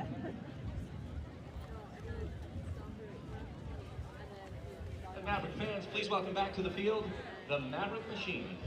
In 2022, as we prepare to enter our 10th season back as a program, we're proud to present our halftime production, Time Machine. Featuring music from the hit show Stranger Things, rock icon Cyndi Lauper, and the band Coldplay, we are proud of the tradition created through the last several years and hope you enjoy our show. Under the direction of drum majors Matthew Jensen and Aaron Ackman with featured twirler Coral Anderson, please enjoy Time Machine.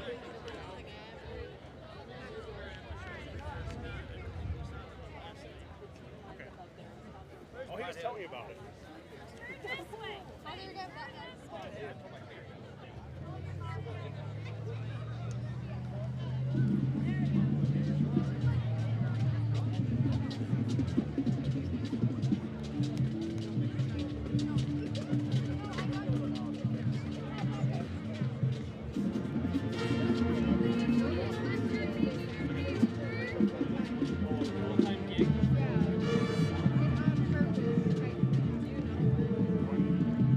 She said she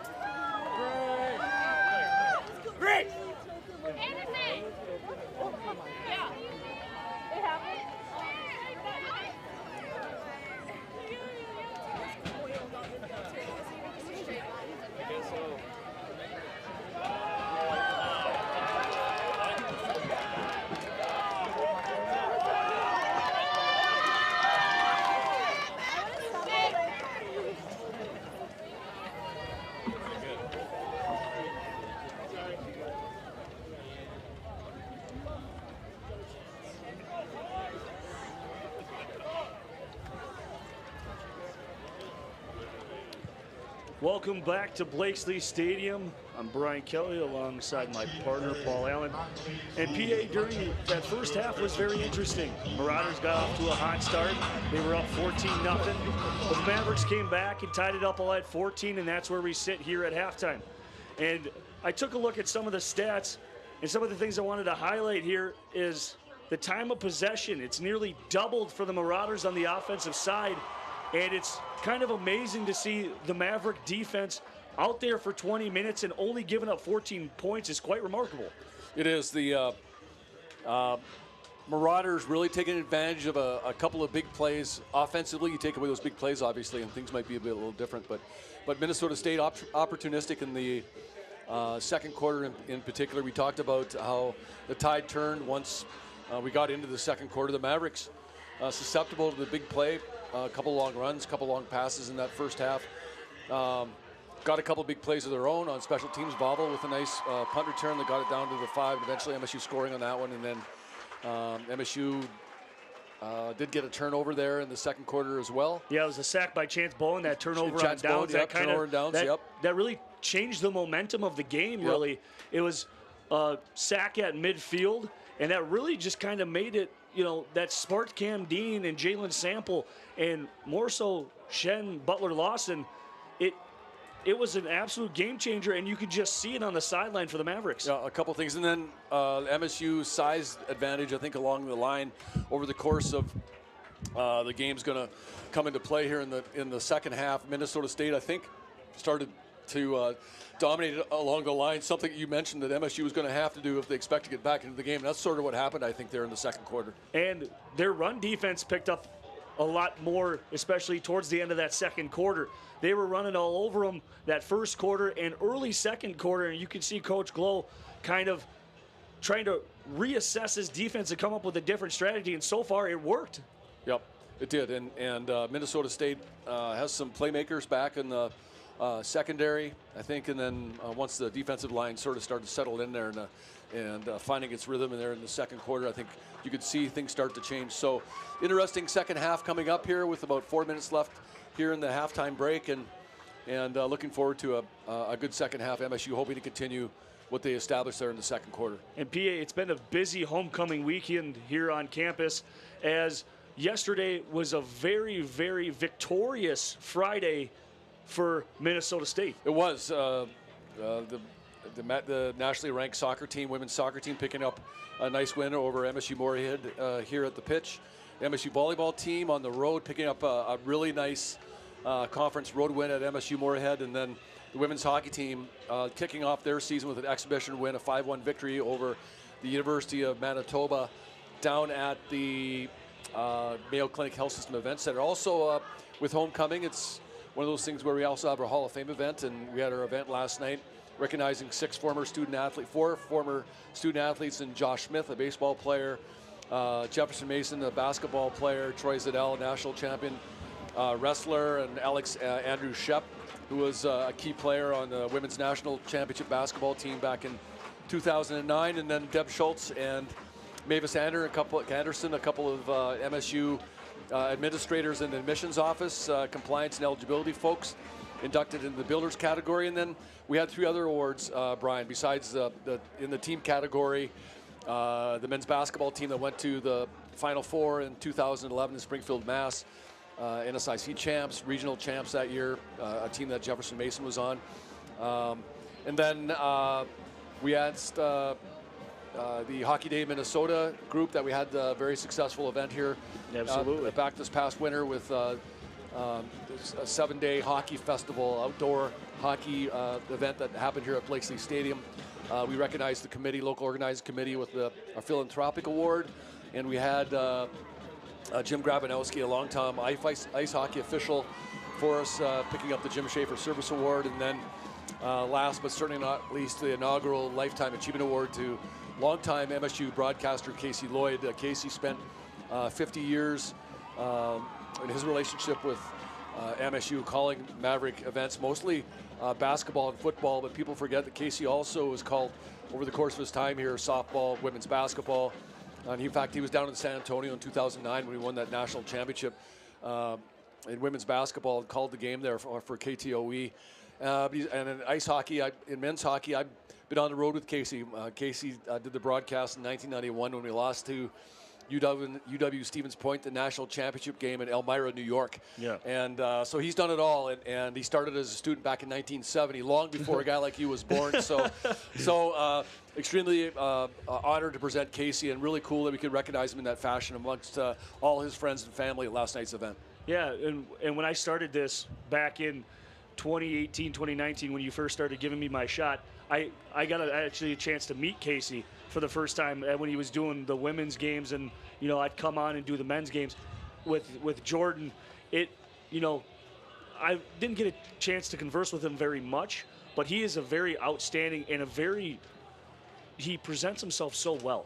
Such a very prestigious man, and he's given me some pointers, when it comes to calling games, and he's just a great man to be around. One of the best, and a unique individual, not just because of his longevity in calling college sports and college sports here at MSU, but also his passion for MSU. You won't find someone with a bigger passion for the Mavericks. Knows a lot of the former student athletes at our banquet last night.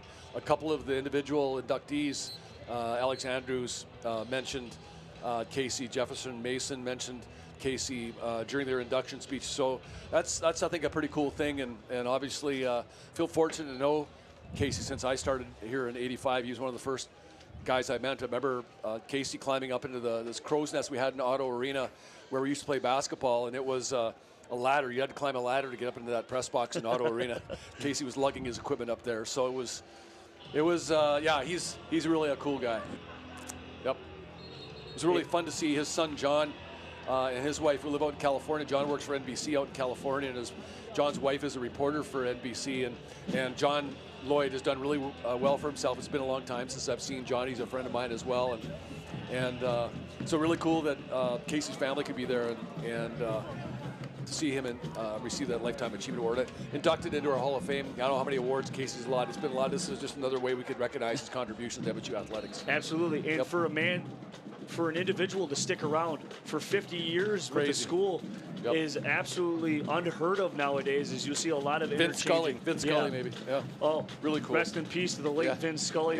That guy was an absolute, joy to listen to. As we are underway here, as Vavel will take it out and he gets some open room as he's down near sideline, as he's trying to outrun the defenders, and it's Capon who will throw him out here in Marauder territory at the 47, and great field position for Cam Dean and company to start out. Well, I tell you what, that 85-yard punt return for a touchdown that Vavel had a couple of weeks ago stands out for a number of things. 85 yards on a punt return, that's a fairly long distance, but there's only been, I think, we've scored since the early 1990s, I think 10 touchdowns on punt returns, and Vavel's ranks 5th all time.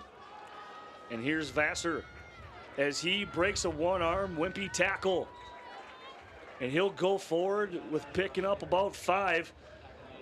And I don't think, the special teams for Minnesota State has done very well here this afternoon. The blocking has been remarkable for him to even just obtain, and you almost saw him take one to the house earlier here this afternoon. Of course, the difference with a guy like that, Brian, as you know, we've been around the game, is that he doesn't need a whole lot of room. No. He just needs a little block to give him a little space. And you saw that one block over here by his partner, Niles Williams, that kind of sprung him that hole. And here's a pass here, and it's caught for a first down, as that's Isaiah Emanuel. Yep. So the Mavericks continue where they left off here, moving the ball into the wind here early in the third quarter. Mavericks have trailed for the majority of this game, tied it up in the second quarter, but MSU has never been in front. Looking to change that right now. And the Lakeville South product is under center, as he'll toss it to Christian Vassar, looking to bounce it outside, and he's met in a great tackle there by number 5, Tyree Gibson. And Gibson in the first or second quarter there capitalized on a mistake on an interception by Cam Dean, but Also, 4 sacks for the Mavericks, you know, in that first half, almost led to a safety on Drew Nelson. Yep. Gibson has been a difference maker for you and Mary here in this game. 4 tackles in the first half, as you mentioned. Very noticeable. 2nd and 10.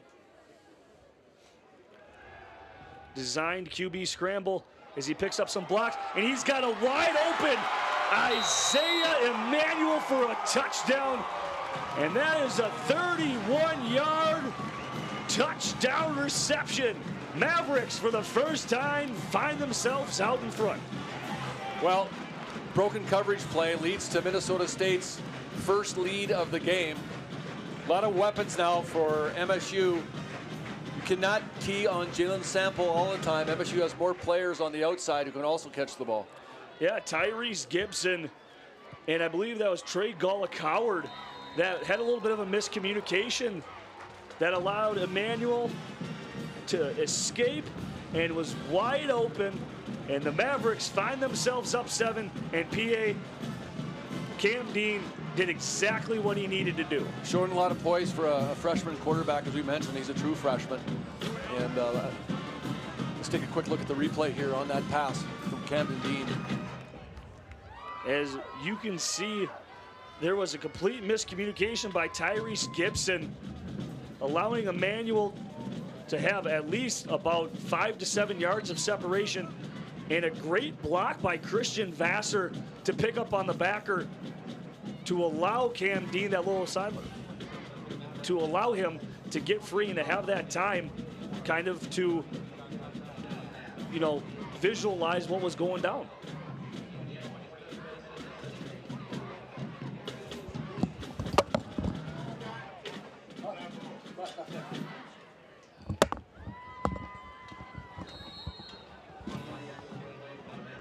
And here's Twaniak.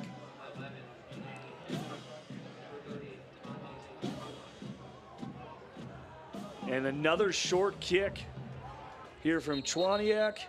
And it'll be another fair catch by Braden Evertson. And I'm pretty sure coming in today, he didn't think he would fair catch it at least twice. Well, it's interesting. Of course, that touchdown set up by the return by Vobble. And the comment from Chad Curry, the Free Press here, is University of Mary, if they were smart, would probably try to make sure they don't put the ball into his hands here for the rest of the game. And the first drive of the second half is coming from Drew Nelson. And Drew Nelson, that first half, 13 of 20, 155 yards and a touchdown, but he was also sacked 4 times. The pass blocking has been suspect at times, but that run blocking has been phenomenal. Yep. Here's Nelson, clean pocket. Will escape some pressure. Flushed out.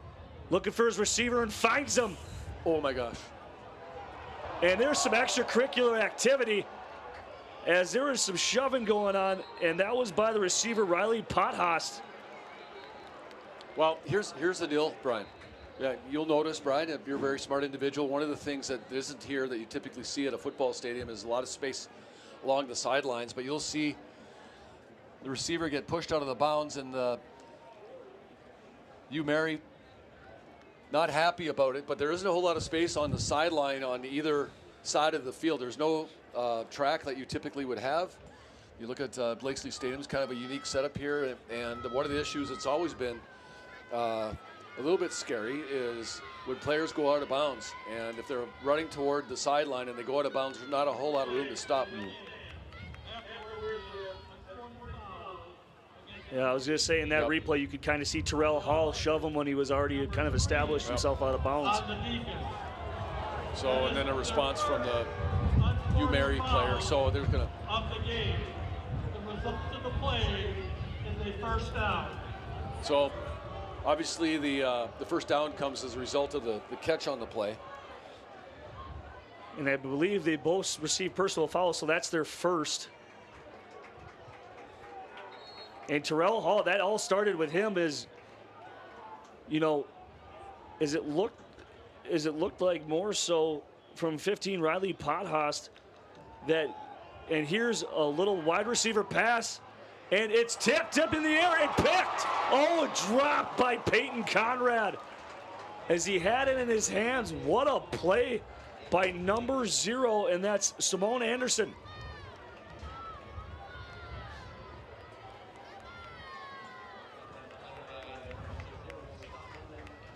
Intended for small on the play.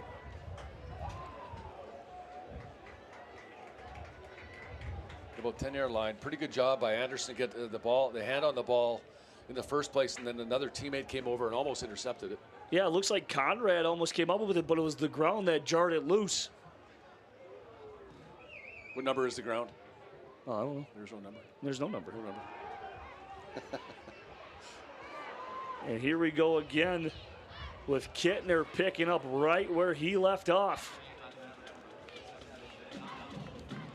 As Kittner in the first half had 10 targets, 7 receptions, and 74 yards, as that's his 8th catch here this afternoon, as he's had a busy day at the office. Kittner, a senior from Gilbert, Arizona.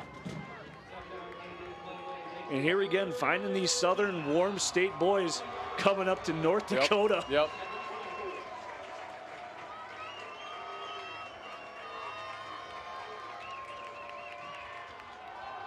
And here's Gabe Levy, as he only had 2 rushes prior to this, as they're trying to snatch that ball away. And the tackle started by Maven Krejci.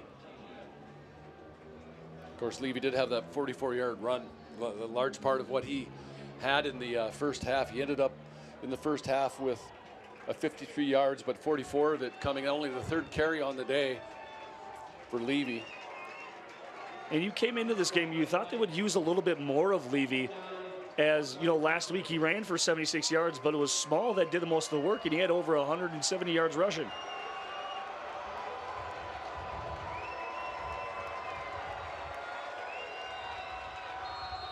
And there's going to be a dead play. Timeout. Maria's was 4th and 1.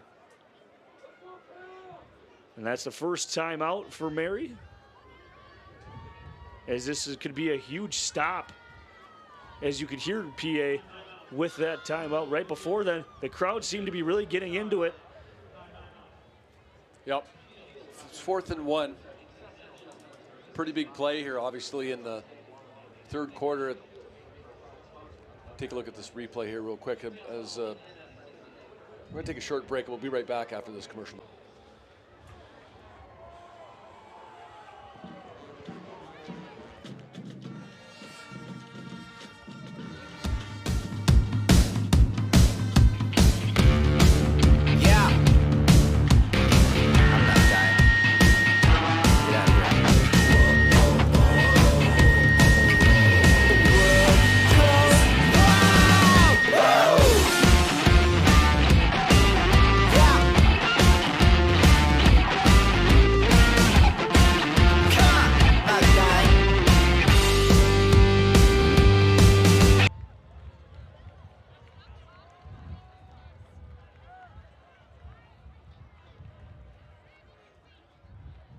Small will receive it, and they're going to mark him short as a stop there met by Maven Krejci. And that'll be another turnover on downs. That's the 3rd turnover on downs this game for the Marauders. And Cam Dean, let's see what you can do here, sir. Well, we've talked about the MSU offense, as the Mavericks have stormed back offensively, scored 21 straight points, but the MSU defense, several big plays here after the first quarter, have righted the ship. Yeah, they've kind of settled down here. Coach Glow's got them in a nice little calm and defensive mind. And here's Cam Dean. Handoff. Finding some running room is Butler Lawson. And he'll get some aid from his fellow big men as he picks up 12 and a first down. That's a great run there by Shen Lawson, one of his finest of the afternoon. And a hurry-up offense as they're going to run the exact same play, as they didn't have problem running with it the first time, and he'll pick up 4.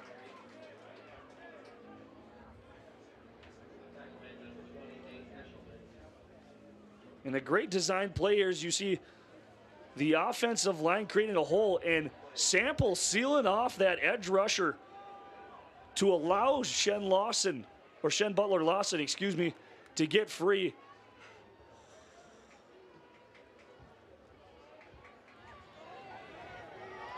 And here he goes as a kind of a counter. And he'll pick up to midfield. That's another Maverick first down. And you see a little bit more up-paced tempo out to this offense here, PA. Well, and it's been along the ground.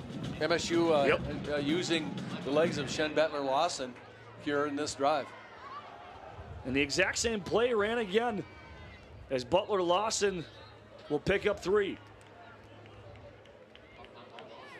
And I think it's kind of going into that wind. They just don't want to see it, as you saw a little bit of a miscue from Sample here earlier. On the one interception. Yep, on the only interception of the afternoon for Dean. But even when you saw on the initial opening drive from Drew Nelson, it was kind of tough, even throwing that fade in the corner of the end zone that led to the Bodine touchdown. It was, you could tell the wind kind of was playing a little bit of a factor. Yep.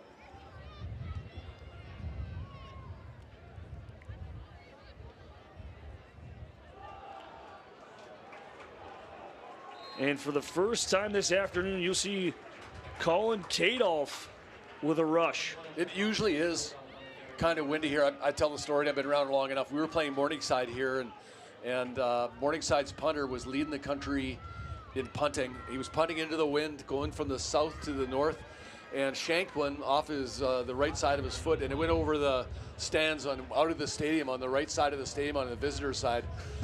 he wasn't leading the country in punting after that game. I can't imagine that, because it's an absolute tunnel with these stands. And here's Shen Butler Lawson breaking loose into the secondary as he finds himself inside the 30. And Shen Lawson with another big run here on this drive as he's continuing to chew up some of this clock here for Minnesota State. A nice 14-yard gain from Shen Lawson as they're calling his number more frequently here in the second half. Shen Lawson being patient, looking for some running room, and he is met by Nate Eshelman, as it seems like when they go back-to-back runs, PA, they're kind of getting this theme here of they're just going to hand the ball off here from here on out. 7 straight rushing plays. 7 plays for 53 yards so far on this drive for the Mavericks. And here's Kadolf back in the game, as we haven't seen Vassar quite yet in the second half. And here's Kadolf. Kadolf finding some room as he's knocked down and tackled. Brought down by number 10, Johnny Tillman. And that's a nice play, as they will say he's marked down at the 10.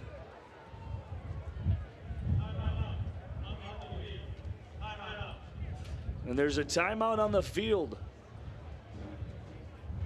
as there is an injured Maverick, and that's Jalen Sample down. He's a senior from Onalaska, Wisconsin. And PA, you've had enough injuries here in the QB department, and adding Sample to this list, I hope, my hope is that he's all A-okay after this, but this is going to be a big blow. Yeah, I'm wondering if we could take a short break here, Brian. Absolutely. We will take a short break. We will step away. 30 seconds.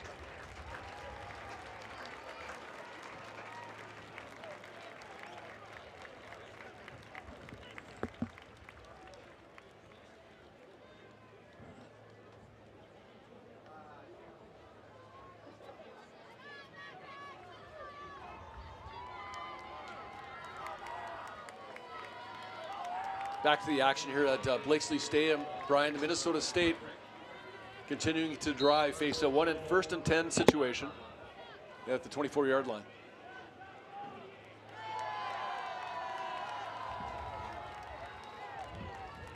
As Cam Dean with an anger in motion as he looks back, and Dean's under pressure, and that's a huge sack, loss of 15 back to the 26-yard line. And Cam Dean, that shows the inexperience right there, but that's a great sack and a much needed one from the defensive line for University of Mary. It was. And Minnesota State, after 7 consecutive running plays, decided to mix it up a little bit with a pass, and it proved a little costly. 2nd and 26 now on that sack. As they had it 1st and goal, a loss of 16. And they're going to go back to the pass as he fires it near side, and that's incomplete. Pass intended for number 17, Eric Grant. Almost caught it. And Eric Grant, that's his 3rd target this afternoon, as he had a little bit of a drop over there, far sideline in the first half. And, you know, with Sample out, he's going to need to step it up.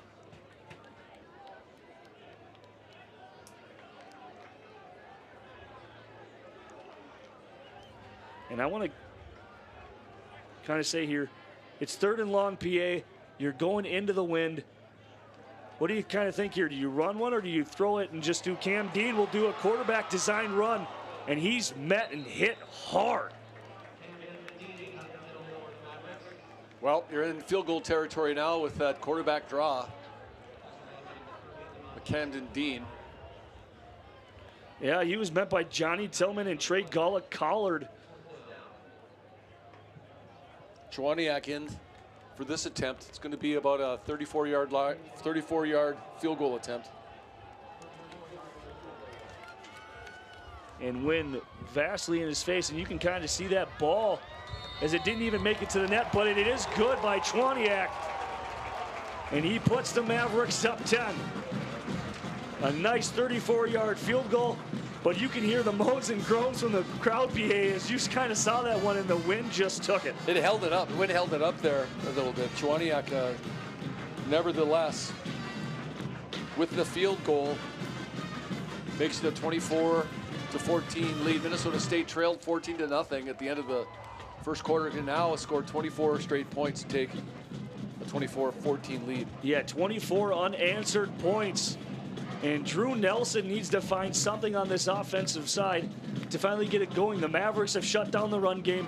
PA, do you expect them to go a little bit more of a pass heavy here this drive, or what are you thinking?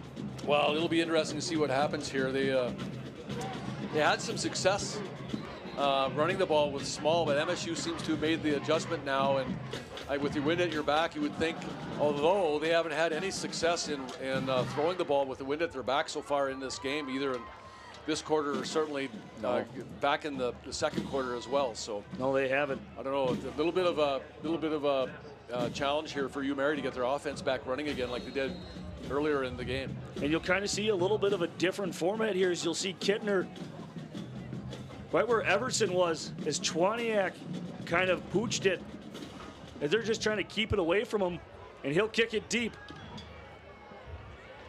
And receiving this one and taking it out across the 30 is number 33, Jackson Fuller.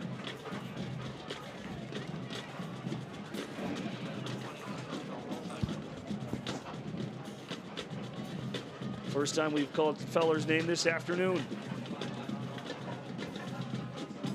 Haven't seen much, but this second half, this third quarter, has been all Minnesota State.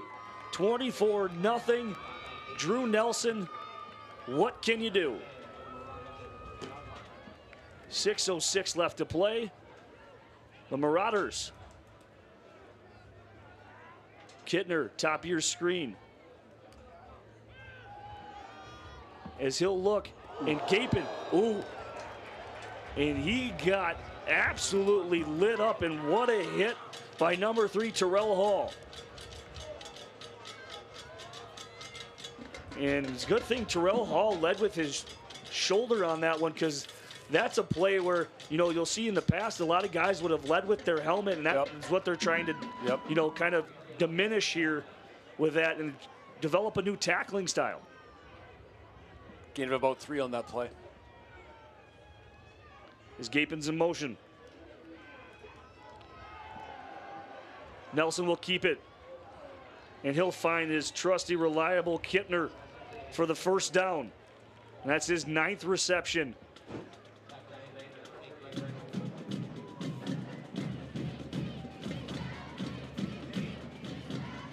Kittner closing in on 100 yards receiving.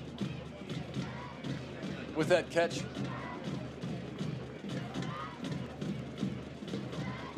Five minutes to go here in the third quarter. As the Marauders seem to be taking their time here, getting the plays from the sidelines, there's a little bit of a confusion at the beginning. And here's Gapin in motion. Fake handoff to Smallwood on first down. As he'll escape pressure, Nelson will just throw it away. And great defensive line pressure there from Dom and his mate Maven Krejci. That's been one of the keys, right, for the Mavericks is they've gotten back into this game. Obviously absolutely. offensively, but defensively, but pressure. You talked early on about the clean pocket that Nelson had earlier in the game, and that's certainly not the case in most of these situations now as MSU's defensive line really starting to take control. As Nelson's been sacked 4 times, and in the first quarter he was perceivably untouched, had a very clean pocket. But since then, Maverick defensive line came out flat. They've been changing it. Here's Gabe Levy. As he'll make it more of a manageable third down as he picks up 5. And another third down here for the Marauders. As in the first half, they were 3 of 7, and now 3 of 10, or excuse me, 3 of 9 on third down here. 4 minutes and change to go as the Mavericks sideline is trying to hype up this crowd on this crucial third down. The Marauders have only punted once. Drew Nelson flush out looking for Kittner, and he'll corral it, but he is short of the line to gain in 4th and 1.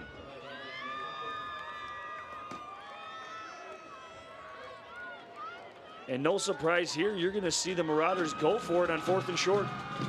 Well, we've seen what's happened in 3 occasions before in this situation. MSU's defense has stepped it up. Yeah, after they converted the first one, they're 0 of 3. And this is another big stop, potentially for the Mavericks. Mavericks showing pressure. Kittner in motion. As they're going to look to him in the flat, and great blocking. The Marauders will pick it up. And there's a gain of 5 to Kittner. His 11th reception on the afternoon. And it's a fresh set of downs.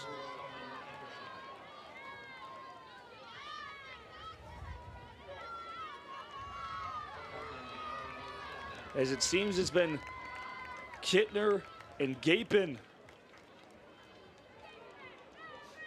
here so far for the receiving core. Nelson, 217 yards passing so far. Kittner, 11 receptions for 99 yards. And here's Nelson looking for Kittner yet again. Another catch. He sprints up, fumble, but he'll get right back on it, and they'll still pick up the first down. As you can hear the gasp for air over here on the Minnesota State sideline.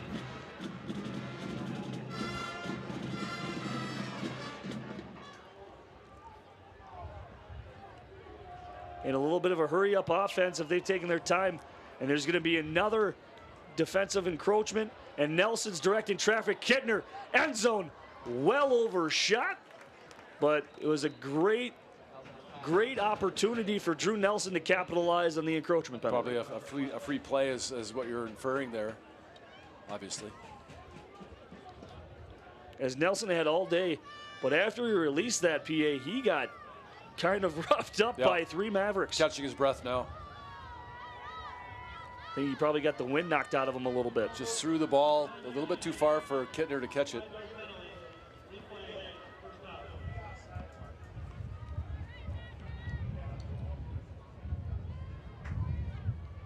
As Kittner had his man beat for the end zone, and now it's 1st and 5.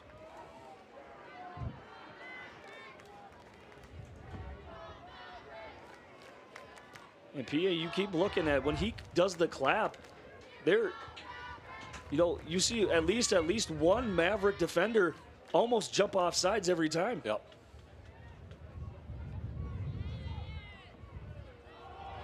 Here's handoff. Levy protecting the ball. Did you ever play all-time quarterback? No, I didn't. When you were younger, you were playing with your buddies. You're out there throwing the football around. Oh yeah. All-time quarterback. Yeah, you always had that one kid that was the gunslinger. You do the head fake, try to draw you offside. You ever do that? No. Do the clap, try to draw you offside. No, because you always only had like three or four guys, and there's no rush, and you'd get the 1 apple, 2 apple count, and that's how we did it. Yep. So nobody would be allowed to, you can't rush them. You have to at least give them 4 or 5 seconds worth of time. And there was always a big discussion about that too on the playground. Rules. Yeah. You gotta have your rules. Yeah. And you always had that one kid that tried to extend it in the favor of himself. Here's Nelson. As untouched, Peyton Conrad, and a tip ball right into Kittner's hands as number 7 on the sideline for the Mavericks, Elijah McGee, almost came up with the pick PA, but unfortunately the tip went right into Kittner's hands, and it's 1st and goal. And I think Nelson got touched just as he threw the ball there and wasn't able to really get all of it when he was throwing the ball out, and it was a little bit short, and McGee almost intercepted, able to get a hand on it, but Kittner still able to get under that and corralled it. Yeah, Levy kind of made Peyton Conrad take a little bit of a, harsher angle.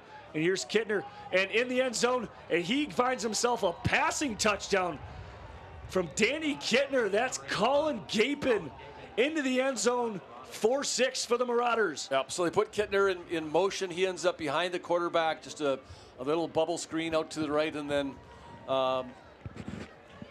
touchdown pass by Kittner. He does a lot of stuff for the University of Mary, that's for sure. On top of his receiving stats, he's just going to add it to there with a passing touchdown. And that'll hold on the PAT. And he's listed as their punter as well.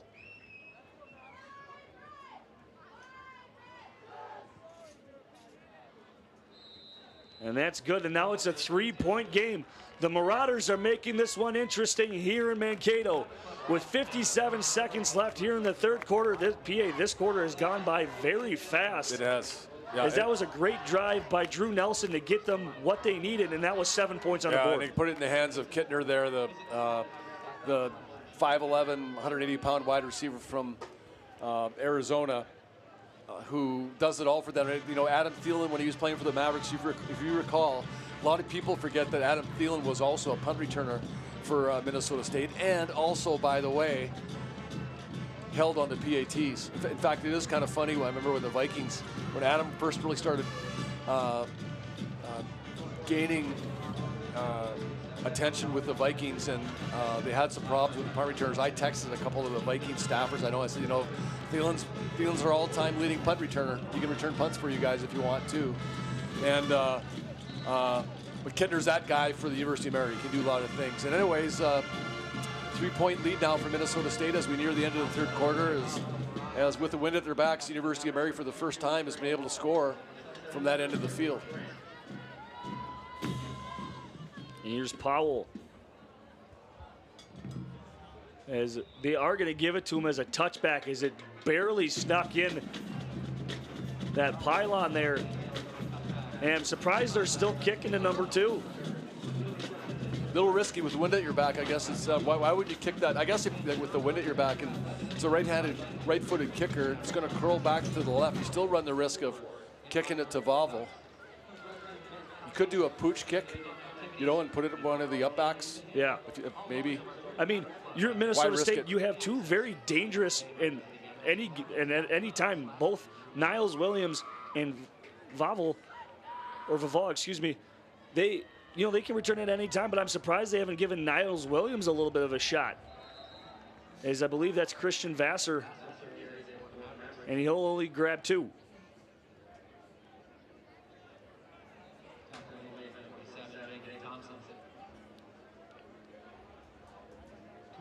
As you look at this defensive line, the defensive line for the Marauders, they were kind of standing next to the offensive line for the Mavericks. It was an absolute tremendous size advantage, and especially for that left tackle, Marshall Forner, as he was completely towering over his opponent, Jordan Dusan.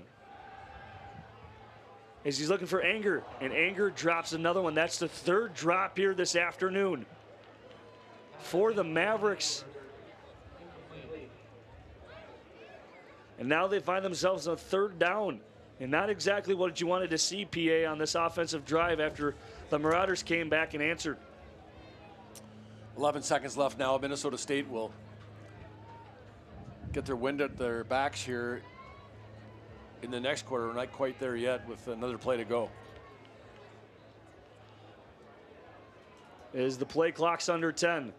3 wide receivers at the bottom of your screen. As Cam Dean will take this one, and they're just going to probably let this one wind down, but unfortunately, timeout called by the Marauders, and that's their second timeout.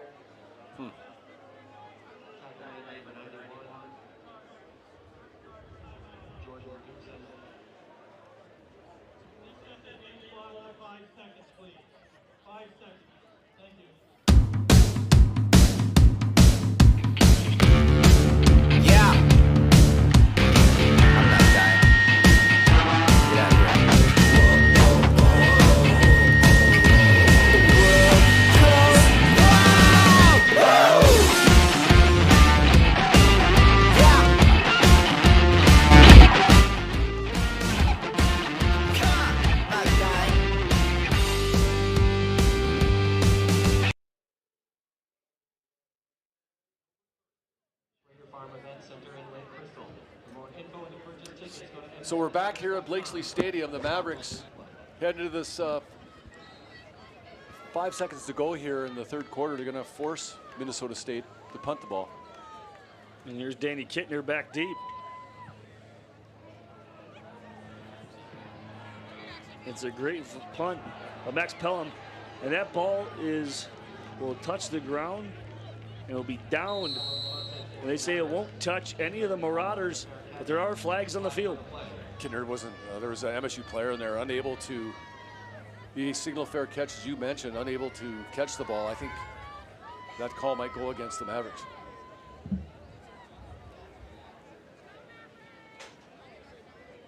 As this crew has had themselves a handful of a day. A couple of interesting calls they've had to figure out, right? Exactly. And they've kind of taken their time, but they've gotten it right so far, PA.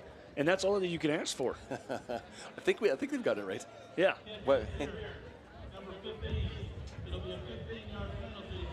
And that's on Hayden Eckern. And that'll be an extra 15.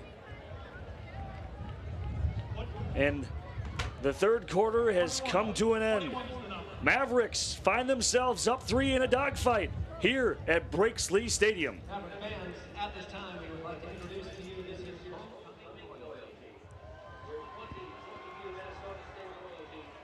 Tyler Pickle and Gabriela Sanchez.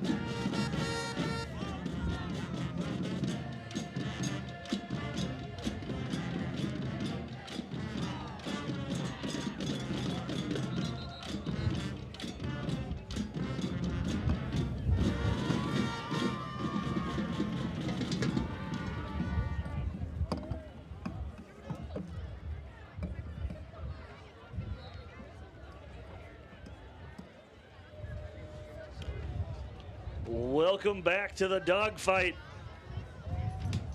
Start of the fourth quarter, Mavericks up 3, 24-21. Here's Nelson dropping back to pass, looking for his receiver in great coverage. His intended target was number 83, Luke Bodine, who had a touchdown earlier, PA. And that was great coverage there by number 29 on the Mavericks, Zach McIntyre. Just a couple updates for you, Brian, on MSU athletics here in the last couple of days. The men's and women's cross-country teams up at the GRIAC Invitational. Yesterday, the women finished 7th, the men were 8th in a really challenging field up there. Lee Bolstead golf course, and then our women's golf team won their 3rd consecutive tournament of the year. And the pressure flushes out Drew Nelson, and he'll pick up the first down with his legs. So one of the things I want to mention about that women's golf team, it was over in Marshall at the Mustang Invitational, and Minnesota State shot back-to-back rounds of 299. You golf a little bit, Brian, I know, but for women's golf team to shoot below 300 as a team, where you play 5 individuals and score 4, they've all got to score in the 70. So that's a major accomplishment. I couldn't find anywhere where a women's golf team has ever scored under 300 before, and they did it in back-to-back rounds last week. That's an outstanding accomplishment. Really cool. Alex Schmitz is doing a great job with that team, also coaches the men's team. And PA, over the last few years, you kind of saw this Maverick program, athletic program, kind of turning around. And they're starting to gain some notoriety as the pass there from Drew Nelson to his intended target, number 15, Riley Pothouse, is incomplete. Well, across the board, right? I mean, of course, the men's hockey team playing in the national championship game, losing to Denver last year. Heartbreaker. The football teams played in the national championship game twice since 2014. Women's soccer team, been in the Elite 8. Men's and women's basketball teams, obviously always contend for NCAA tournament bids. Baseball and softball teams, 2 of the top programs in the country right there. Across the board, track won a national indoor women's championship last year, and the wrestling team was 7th. Exactly. It's a great time to be an athlete here on the campus of Minnesota State. Drew Nelson will take it upfield. He'll cut far sideline as he's trying to avoid hits, and he'll be stopped short of the 20-yard line, but picks up the first down. So the University of Marion scored those 14 points in the first quarter against the wind, and driving again here in the fourth quarter against the wind, trailing by 3 in the final 15 minutes.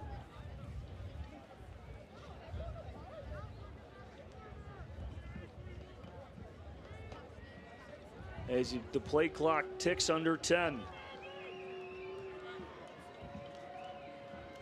Handoff, Small will bounce it outside, brushes off a tackle, and he is in bounds. And they're going to give it to him. That's a touchdown for Dave Small Jr. His first of the afternoon, and PA, might I add, what an absolute run. Boy, the Mavericks had a couple of chances there, Brian. Yes, they did. To knock him out of bounds. But that stiff arm on Simon Anderson, and that was an absolute one heck of a run by Small, and the Marauders find themselves and have clawed back to regain the lead. They're going for 2? Or no, they were going to go for 2. Now they line up for 2. Now it's the PAT. As Powell on for his 4th extra point of this afternoon. As he'll hammer that one through, the Marauders regain the lead back to 4. And PA, it's just been a back and forth fight, and the Mavericks find themselves down 4. It has, and that drive by MSU Moorhead, University of Mary sort of comes out of nowhere. MSU defensively, after a difficult first 15 minutes, it sort of stemmed the tide. But Mary finding a groove there on that drive, finds a way to get into the end zone and now own a 28-24 lead.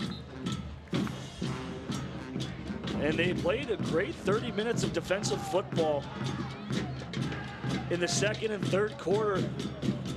But all of a sudden, the last few minutes have not gone the way of the Mavericks, and the tides have turned into the way of the Marauder. And back deep, we will have Eric Grant and Trey Vival. 11 plays, 70 yards on that 5-yard touchdown. Kevin Powell will kick off for the Marauders. And that's an absolute dagger to the defense. You would, PA, they had a few drives there that they took up and they chewed off a lot of clock. I mean, they were on the field for 21 minutes in the first half, and you can just kind of see the defense of the Mavericks kind of gasping for air because their offense hasn't been on the field very much. And here's a short kick, that's Shen Butler-Lawson. So there's exactly what you were calling for earlier for you, Mary, maybe stay away from Vobble on the play, and it was Ben Shetler-Lawson who was able to get that one. MSU with a hands team up there. And so MSU will start off here on their own 33-yard line, 13-27, looking to get back on top after finally getting the lead and holding it for a while. You, Mary, responds now and have a 4-point edge. As Butler-Lawson will be the main back to start this drive, as he's only got 10 carries for 61 yards, but he's also got a touchdown added to his stat sheet. Quarterback design out. And nice throw by Cam Dean as he finds Isaiah Emanuel, and they're going to give him the first down. Of course, one of the challenges you have now for Minnesota State is that you're without your best receiver. Jalen Sample hasn't been back in the game. I'm looking along the sideline. I don't see him down there right now. As when he was coming off the field, he wasn't putting any pressure on that right ankle and that right foot. That's kind of a scary sight to see for a man his size. Butler-Lawson. Now they'll officially give the Mavericks a first down after that gain of 2. And now is the time where, you know, Eric Grant, Isaiah Emanuel, Niles Williams will have to come up and take a big chunk of that work out of, you know, that big man, Jalen Sample. Sample on the afternoon, 4 catches, 61 yards, but he was targeted 5 times, PA. Yep, so 1st and 10 now on their own 42.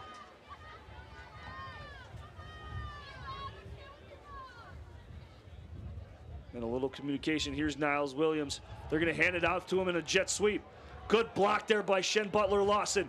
And that will spring Niles Williams. And as you can see, PA, you said that sideline is very short as he knocks over a few ball guys. We've seen on more one occasion with the stands only being, I think, about 10 yards, maybe less than that. From the sideline, we've seen players run into the stands in the past. And always a little scary. As you saw that on that replay, DJ Barber with a great block, letting Niles Williams get out there on that edge. And that's a nice gain of 6. Shen Butler-Lawson, his number is called. As he'll plow forward into Marauder territory, first down from the 45. And that's what the Mavericks kind of need to do there, PA.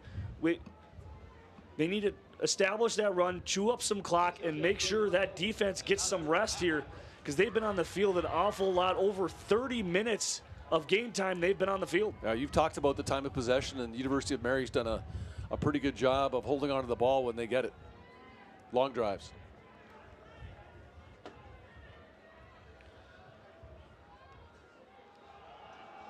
And here's Shen Butler-Lawson finding some running room.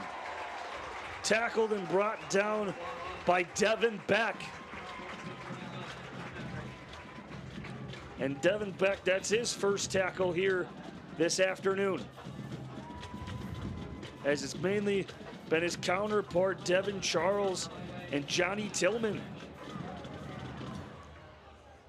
As you see this great block here by, I believe that's number 86, Gage Hagan, downfield, allowing Shen Butler-Lawson to pick up the first.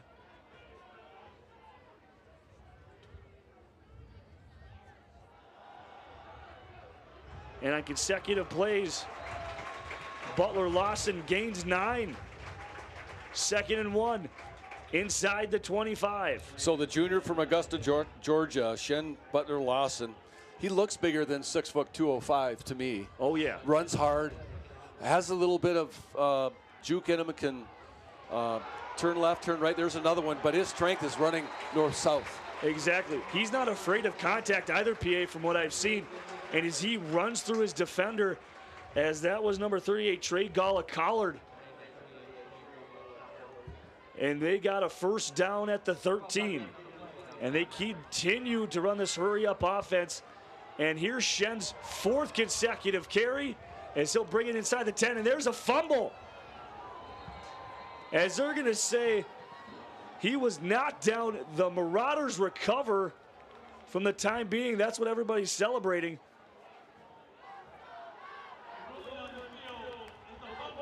And they're going to give it to him. And Shen is down after an absolute vicious hit. And we're going to step aside for an injury timeout.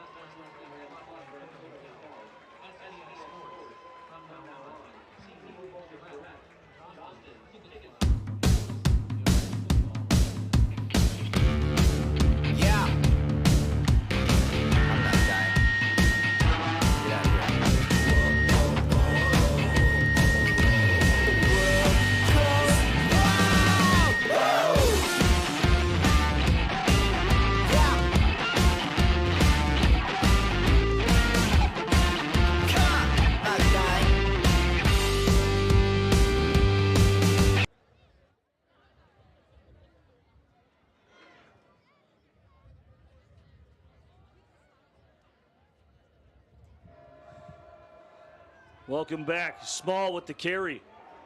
And met by Peyton Conrad as he's the first Maverick to introduce himself to Small. And for the second time, the Marauders will start a drive inside the 10 due to a turnover. The first one was an interception, now a fumble. And PA, the Mavericks had every opportunity there. It seemed like they were going to capitalize, but a great defensive play to jar the ball loose. And now it's 2nd and 10 for the Marauders. So MSU seems to have a history this year of putting itself in positions where it makes it more difficult maybe than it needs to be. It happened at Bemidji State. Mavericks won that one late on a Jalen Sample touchdown reception in the end zone. And Drew Nelson finds Gapin again.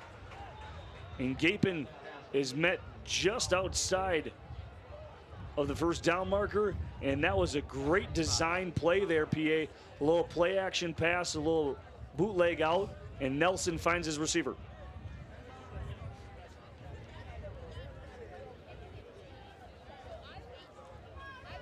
Clock just about at 9 minutes, and the Marauders will do everything they can to chew up as much clock as they can.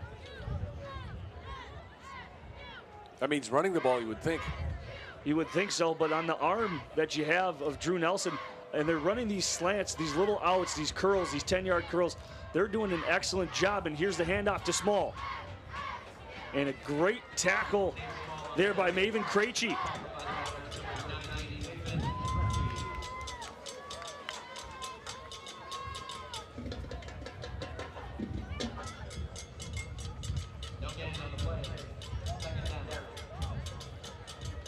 That Small 17th carry here this afternoon, as we kind of expect him to get the bulk of a work, but it was probably a little bit more evened out than it has been. But on the ground, the Marauders have 121 yards rushing. 86 of it for Small.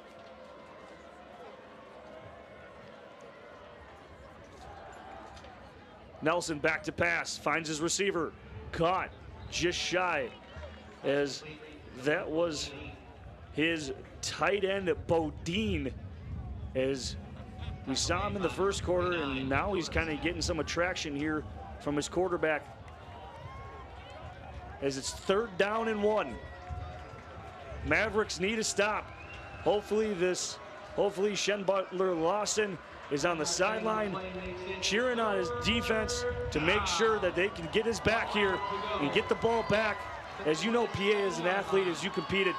Right after you make that mistake, you really want that ball back so you can prove to yourself that, you know, it was a fluke and that I want that ball back to make sure that I can go help my team. He did get banged up on the play. It'll be interesting to see once MSU gets the ball back, as we get a timeout here. As that's the 3rd and final timeout for Mary. Final timeout of the second half. Marauders find themselves up 4 with 7:24 to play. Mavericks football here on the campus of MSU. MSU Athletics would like to thank Ziegler Cat Rental Store for being the official lift sponsor of Maverick football. Thank you for lifting up the Mavericks.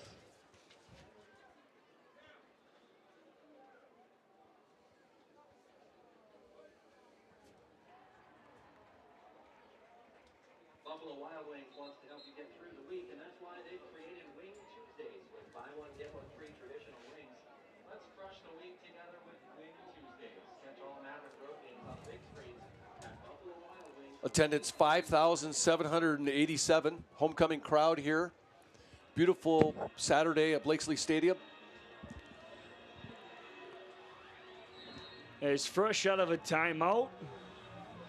3rd and 1 for the Marauders.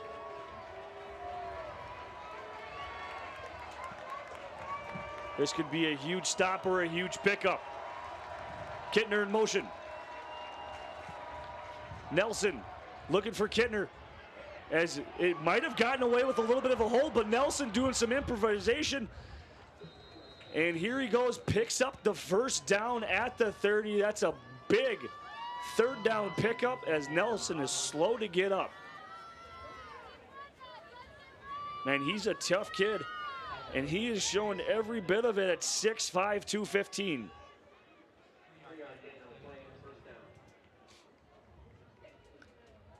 And PA, now they're just chewing up more clock. They're going to waste as much time as they can.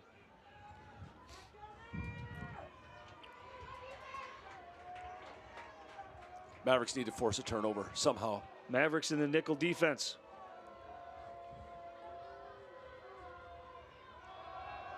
Small sheds 2 tackles, but nice tackle there by number 11, Christian Wise.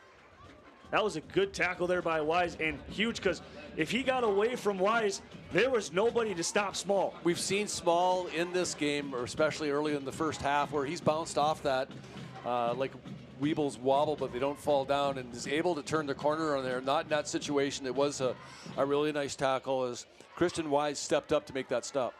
As you saw in the replay, Dom and Kohler almost coming up with a stop in the backfield for a tackle for loss. As Small escapes, as Kittner's in motion. Here's Dom putting pressure. Nelson will just throw that away. 3rd down. Great pressure there by Max Dom, not falling for it. And he was putting pressure there on Nelson, but a good block by the tight end, Bodine, not allowing number 7, Elijah McGee, to have any pressure up in his face. Brings up 3rd and 9, big play here. MSU needs to stop, obviously. 5:45 to go. Huge 3rd down. Crowd getting really into it here. No timeouts left for Mary. And I was just saying, you look on the far sideline, University of Mary traveled pretty well out here to Mankato. Nelson flushed out, looking downfield, finds Kittner. Incomplete. Kittner trying to plead his case for a pass interference call. Won't get it. Now it's 4th down and 9. So the Mavericks will get the ball back with 3 timeouts left, as the defense holds, and U Mary's going to have to punt it. PA, you're going to do everything you can, and now they're going to throw Niles Williams down there. Pick your poison, right? Yeah.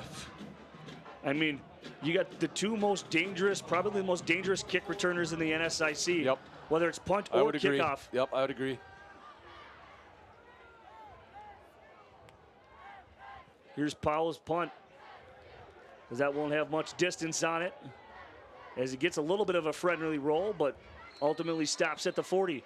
Great field position for the Mavericks. They'll have 60 yards to get into the end zone, but 5:29 to do it. PA Cam Dean has shown some positive, progression here from his last game, but right now, down 1 last game against Northern State through that late pick. What does he got to do here to kind of make sure that he takes composure, and makes sure that he leads them down for at least 7. 5:29 on the clock. You have enough time. You're going to have to throw the ball, I think, a little bit. Although in the last couple times MSU's had it, they put it in the hands of their running back. Yeah, Shen Butler Lawson. Yep. As Butler Lawson tries to escape a tackle, but ultimately cannot, as Johnny Tillman, yet again, coming in with a huge tackle. And PA, he's had one heck of a day there in the secondary. Yeah, he has. He's been all over the field and stepped up and made some plays. You've called his name a lot, Brian, that's for sure. Yeah, their safeties were a big kind of key here as Johnny Tillman and Gullah Collard.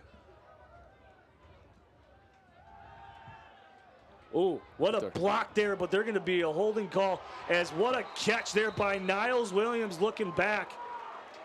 But there is going to be a holding call on Shen Butler Lawson, but what a throw by Cam Dean. Yep, all for naught though, right? Here's Exactly. look at the replay here real quick. As you kind of look, as you saw Shen Butler Lawson get his hand around to the backside, and I believe that was number 28, William Fedderson.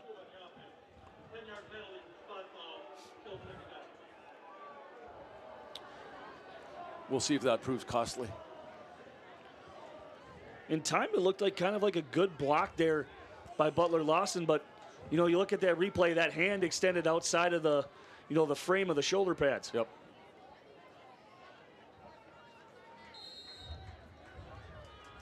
Second and 17. Mavericks find themselves down in a hole. Plenty of time for Dean. Oh, wow. Way to regain the catch, Isaiah Emmanuel. Huge catch, and now it's 3rd and 4 for the Mavericks, and he got lucky because he got hit hard. He did, and he lost the ball for a second, but was able to collect himself as we watch in the replay. The ball comes loose for a second and able to grab it, still make the catch. And that's a nice clean hit there by Tillman. Shen Butler Lawson looking for something, and he gets nothing. Devin Charles comes up big, 4th down and 3. Let's see what Hoffner decides to do here. It looks like they're going to keep their offense out there and go for it here with PA. Under 4 to go. As both sidelines are kind of getting into it. Mary's making some noise. Dean under center. Fake handoff. Outside Anger. He'll pick up the first and then some. Tillman knocks him down inside the 40. Big play. Big 4th down. Yep, And the big first play. time they've tried to do it on 4th down. Big play for Minnesota State to pick up not only the first down, but big yardage too, as MSU moves into Mary territory now. Still the 3 timeouts left, 3:28 left on the clock. Tony Anger has had his name kind of called here a little bit. That was a great play by Hoffner to throw him on the flat. Here's Christian Vassar. Vassar moves forward for 3. 2nd down and 3. We haven't seen much of Christian Vassar here, PA, in the second half. It was, you know, Shen Butler Lawson has done one heck of a job, but Christian Vassar put his name on in the first half, and they're going to call his name yet again. Inside the 30. He keeps his wheels turning. Now it's 3rd down and 2, PA. They're going to lean on him. Yep. And another hurry-up offense as clock ticks to 2:45. From the Marauder 29, 3rd and 2. Dean under center. Handed off. Vassar will pick it up, and they'll say he got it at about 3. And they'll give him the first down, PA. Fresh set of downs. Depth at running back coming into play here for Minnesota State. Shen Butler Lawson had toted it for a large part, but now it's been Vassar here in the 4th quarter. And they're both stepping up with Sleezer out here. And, you know, you see Sleezer on the sideline with that knee brace as Dean's trying to improvise, directing traffic, and he finds Niles Williams inside the 10. What a catch by Niles Williams. That was a great catch and great footwork by number 24. It was a great play by the quarterback from MSU, just getting that pass off before crossing the line of scrimmage. Exactly. And people note, you only have to have 1 point behind the line of scrimmage to throw.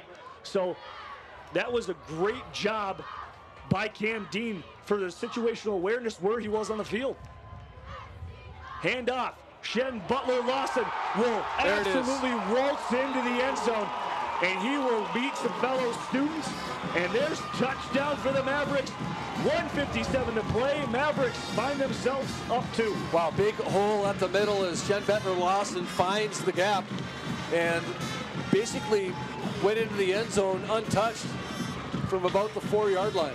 Yeah, that was set up by the blocks of Keyshawn Wesley and Trevor Maston. And here's the PA. And that one is hammered through, well over the hill. Mavericks up 3 with under 2 to go. PA, the poise on that drive by Cam Dean was all set up by the running game with Christian Vassar, but that throw to Niles Williams was the very key play of that drive. Yeah, he plays much. We talked about this last week in that game last weekend where Minnesota State fell a little bit short, but it was Cam Dean that almost brought MSU all the way back. Showed a lot of poise. He plays a lot older than he looks as a freshman quarterback. Exactly, the true freshman showing age here is nothing but a number. We'll step aside for a break. You're watching Maverick football.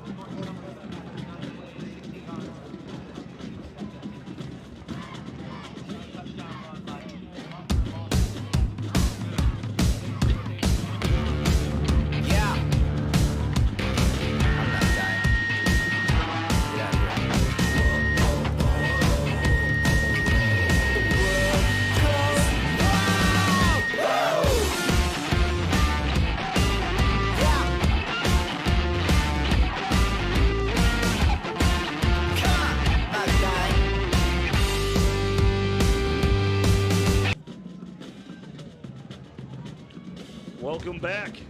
3-point contest.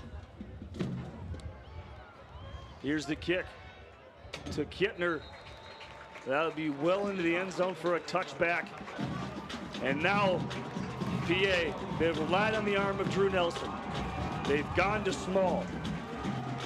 Levy's had his touch, but ultimately it's been Kittner and Gapin who they've relied on offensively with those short little 7-yard outs, those motions, those flat plays that you've seen.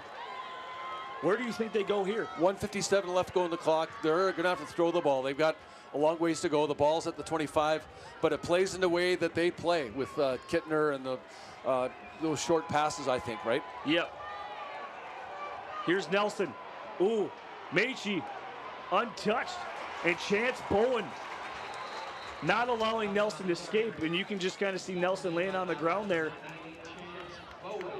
I think he might have gotten the wind knocked out of him as Nelson isn't getting up. That was a tackle by Chance Bowen. Referees call an injury timeout. MSU with 3 timeouts left. University of Mary with none. And that's going to be crucial here going forward, as you saw them use their last timeout right before the second quarter. Yep. Or right before the third quarter ended. Yep. And that to me was a very questionable call. You know you only have 1 timeout, but with the clock winding down in the third quarter, it just kind of baffles. You know, you just kind of think about it. Why would you use it in that instance? You know, you're just sitting there as as a spectator, as a person who loves football. Yeah. You're just kind of, this has been a dogfight throughout. It's been back and Save it. forth. You want to save that timeout, don't you? Exactly. And you're just kind of thinking, what went into the mind there of using that timeout with only 5 seconds left in the third quarter?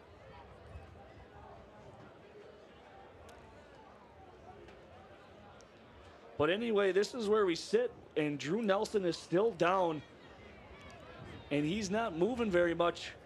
And we're going to take a break here for a commercial timeout.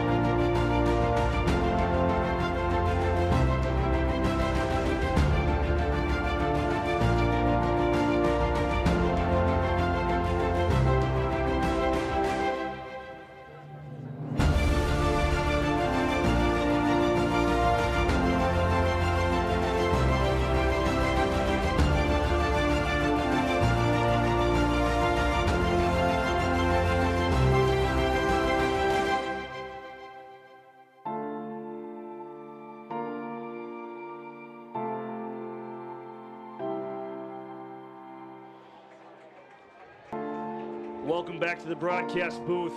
As it's nice to see Drew Nelson walk off under his own power. It looked like he was getting checked for maybe for a possible concussion. But we all hope that everything's all right on the sideline for the Marys for number 9. First time this year, we're going to see number 4, Jesse Forknell. As he looks a little skittish out there, and he'll take it. And he's going to try to outrun some defensive line. Picks up the first down and more. Ooh. As he is hit late by Peyton Conrad. Flag, yep. And that's going to be a costly penalty, and they're going to tack on an extra 15 after that great run by Forknell. Turns the corner, stays in bounds, and then the hit. The late hit. Jesse Forknell, the sophomore out of Fargo, North Dakota. Personal foul, dead ball foul, late hit out of bounds. Defense, number 5. That's a 15-yard penalty. The spot of the penalty, automatic first down.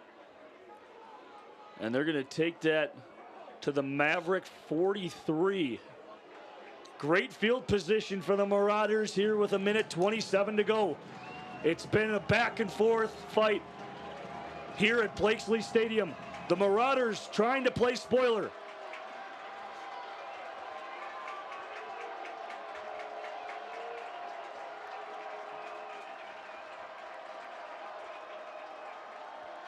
Forknell back to pass. Finds Gapin. Gapin with the catch and the first down close to the 30. Hurry up here for the Marauders. Tick, tick, tick, tick, tick.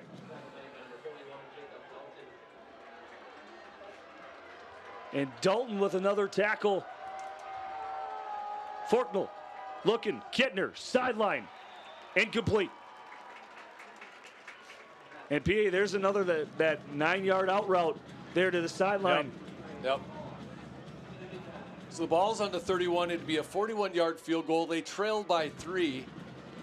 But we've seen on even the point after attempts, some of those, those field goals, they're getting hung up there in that wind, and even the 40-yard field goals might not even be enough.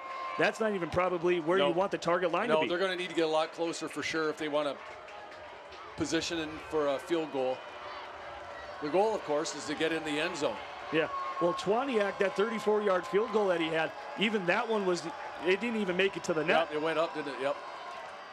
Forknell, clean pocket, trying to find some room, and he'll just throw that one away. Great coverage in the secondary from the Mavericks, and 3rd down and 10, just a tick shy under a minute.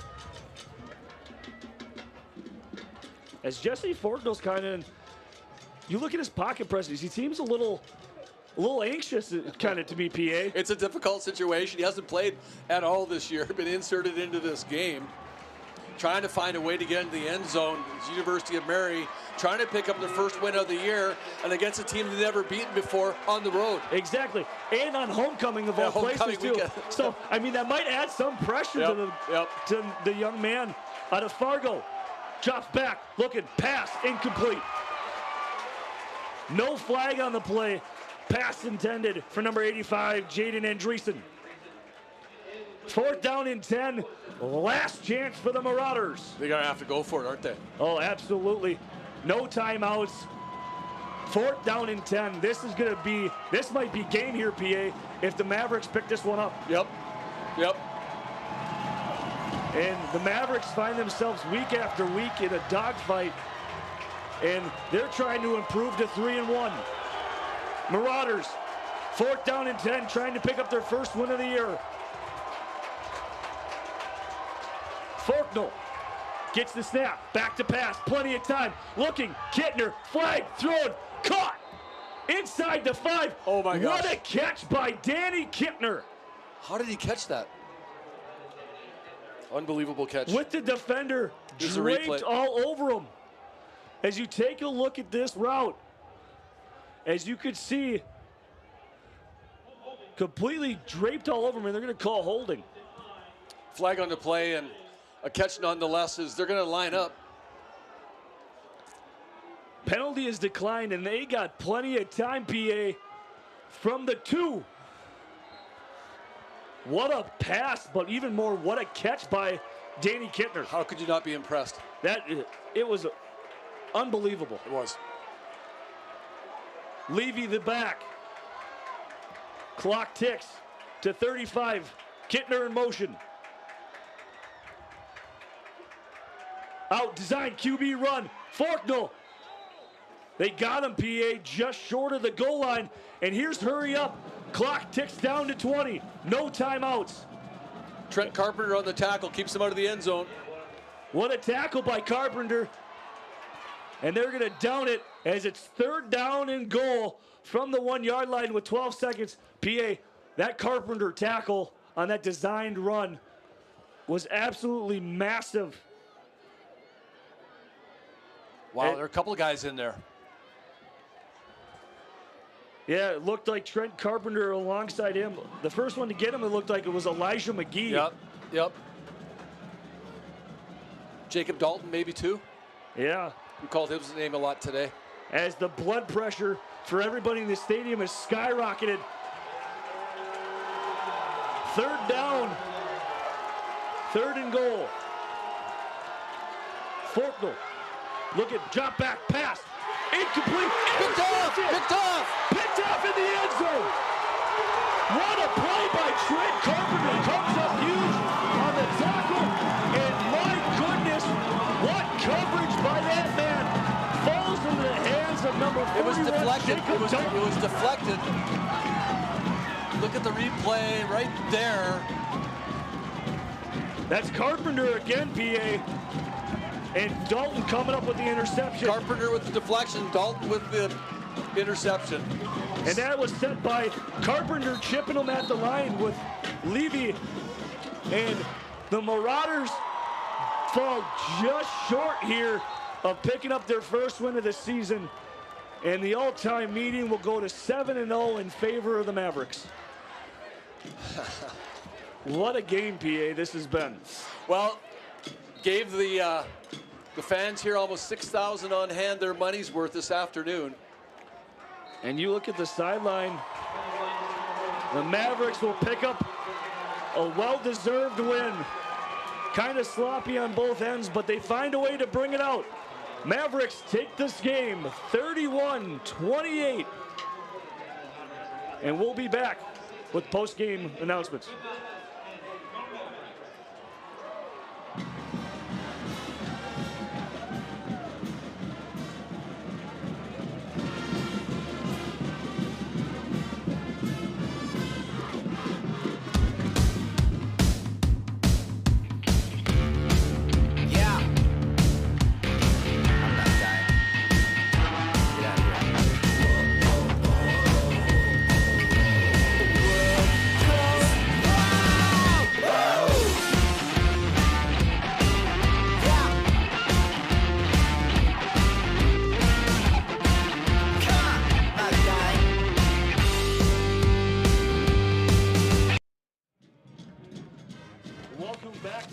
Stadium for the post-game wrap-up. It was a back-and-forth game. The Marauders got out to a 14-0 lead. At half, they go in at 14 apiece. Mavericks squeak out a nail-biter. Win it by 3. Story of the game was the arm of Drew Nelson. 271 yards and a touchdown on 23 of 25. But the main reason they were in this game was from their defense, but also on the back of Dave Small Jr. Small Jr. had 87 rushing yards on 19 attempts and an outstanding game, but the main story for them was Danny Kittner. 20 targets, 14 receptions, 161 yards. You saw him do it offensively, through the air with a passing touchdown. Also on special teams, this man, Danny Kittner, did it all. And he is one heck of a ball player, that number 11. And for the Marauders, you can see why they rely on him heavily on the offensive side. But also on the side of the Marauders, the game of Drew Nelson. We hope everything is okay with that young man. He's still sitting over there with the training staff as he's kind of in distraught. We know their leaders lost. Forknell came in on that last-minute drive. What a tremendous last-second drive that there was just fell short of their first win. They were coming in here, you know, their heads were a little down after losing a heartbreaker last week to Southwest Minnesota State. Trying to go to 1-3 and pick up their first win on the season, dropping the Mavericks to 2-2, but the Mavericks find a way to win. Their defense was the story of it. Trent Carpenter, Jacob Dalton coming up clutch and doing everything they can with that last-minute INT. Trent Carpenter, you were the defensive player in the game, sir. That huge tackle, but great pressure by Elijah McGee to get there first. And Niles Williams, Vival, everybody contributed. Cam Dean, that young man showed poise this afternoon. 227, 15 of 23, a pick and a touchdown. But that last-minute drive that led to a Shen Butler-Lawson touchdown. Shen Butler-Lawson had one heck of a second half. They split it up in the backfield, but it was mainly Shen Lawson from there on out. Didn't see much for Christian Vassar. Shen Lawson Jr., 2 touchdowns on the afternoon, 116 yards on 19 attempts. Christian Vassar, 34 yards on 10 rushes alone. The big story, though, for the Mavericks has been the injuries. Top 2 quarterbacks out. Star running back Caleb Sleezer out. And now here goes another one in number 10, Jalen Sample. That's going to be a tough one. Elijah McGee, you saw some drops early from the Maverick receivers. That's got to get cleaned up a little bit. But you know what? They came through the clutch. Emmanuel with the great play towards the end to keep that drive alive as it was 2nd and 17. Emmanuel with that play. And then Cam Dean later in that drive with an excellent pass on the far sideline, far corner on finding Niles Williams with the toe drag to lead this one to victory, to put them up 3 late in this game. Mavericks did everything on the defensive side. It got a little sloppy to come out. They were stagnant, nothing too lively. Coming into the 2nd and 3rd quarter, they had a little drive. 4th quarter started out a little shaky, but then again, they came up clutch with that interception. And a great win on homecoming. Mavericks with a 3-point win, 38-21. Mavericks improved to 3-1 on the season. The Marauders dropped to 0-4. It's been great to be back in the booth alongside my partner, PA. I'm Brian Kelly, signing off. Have a good evening.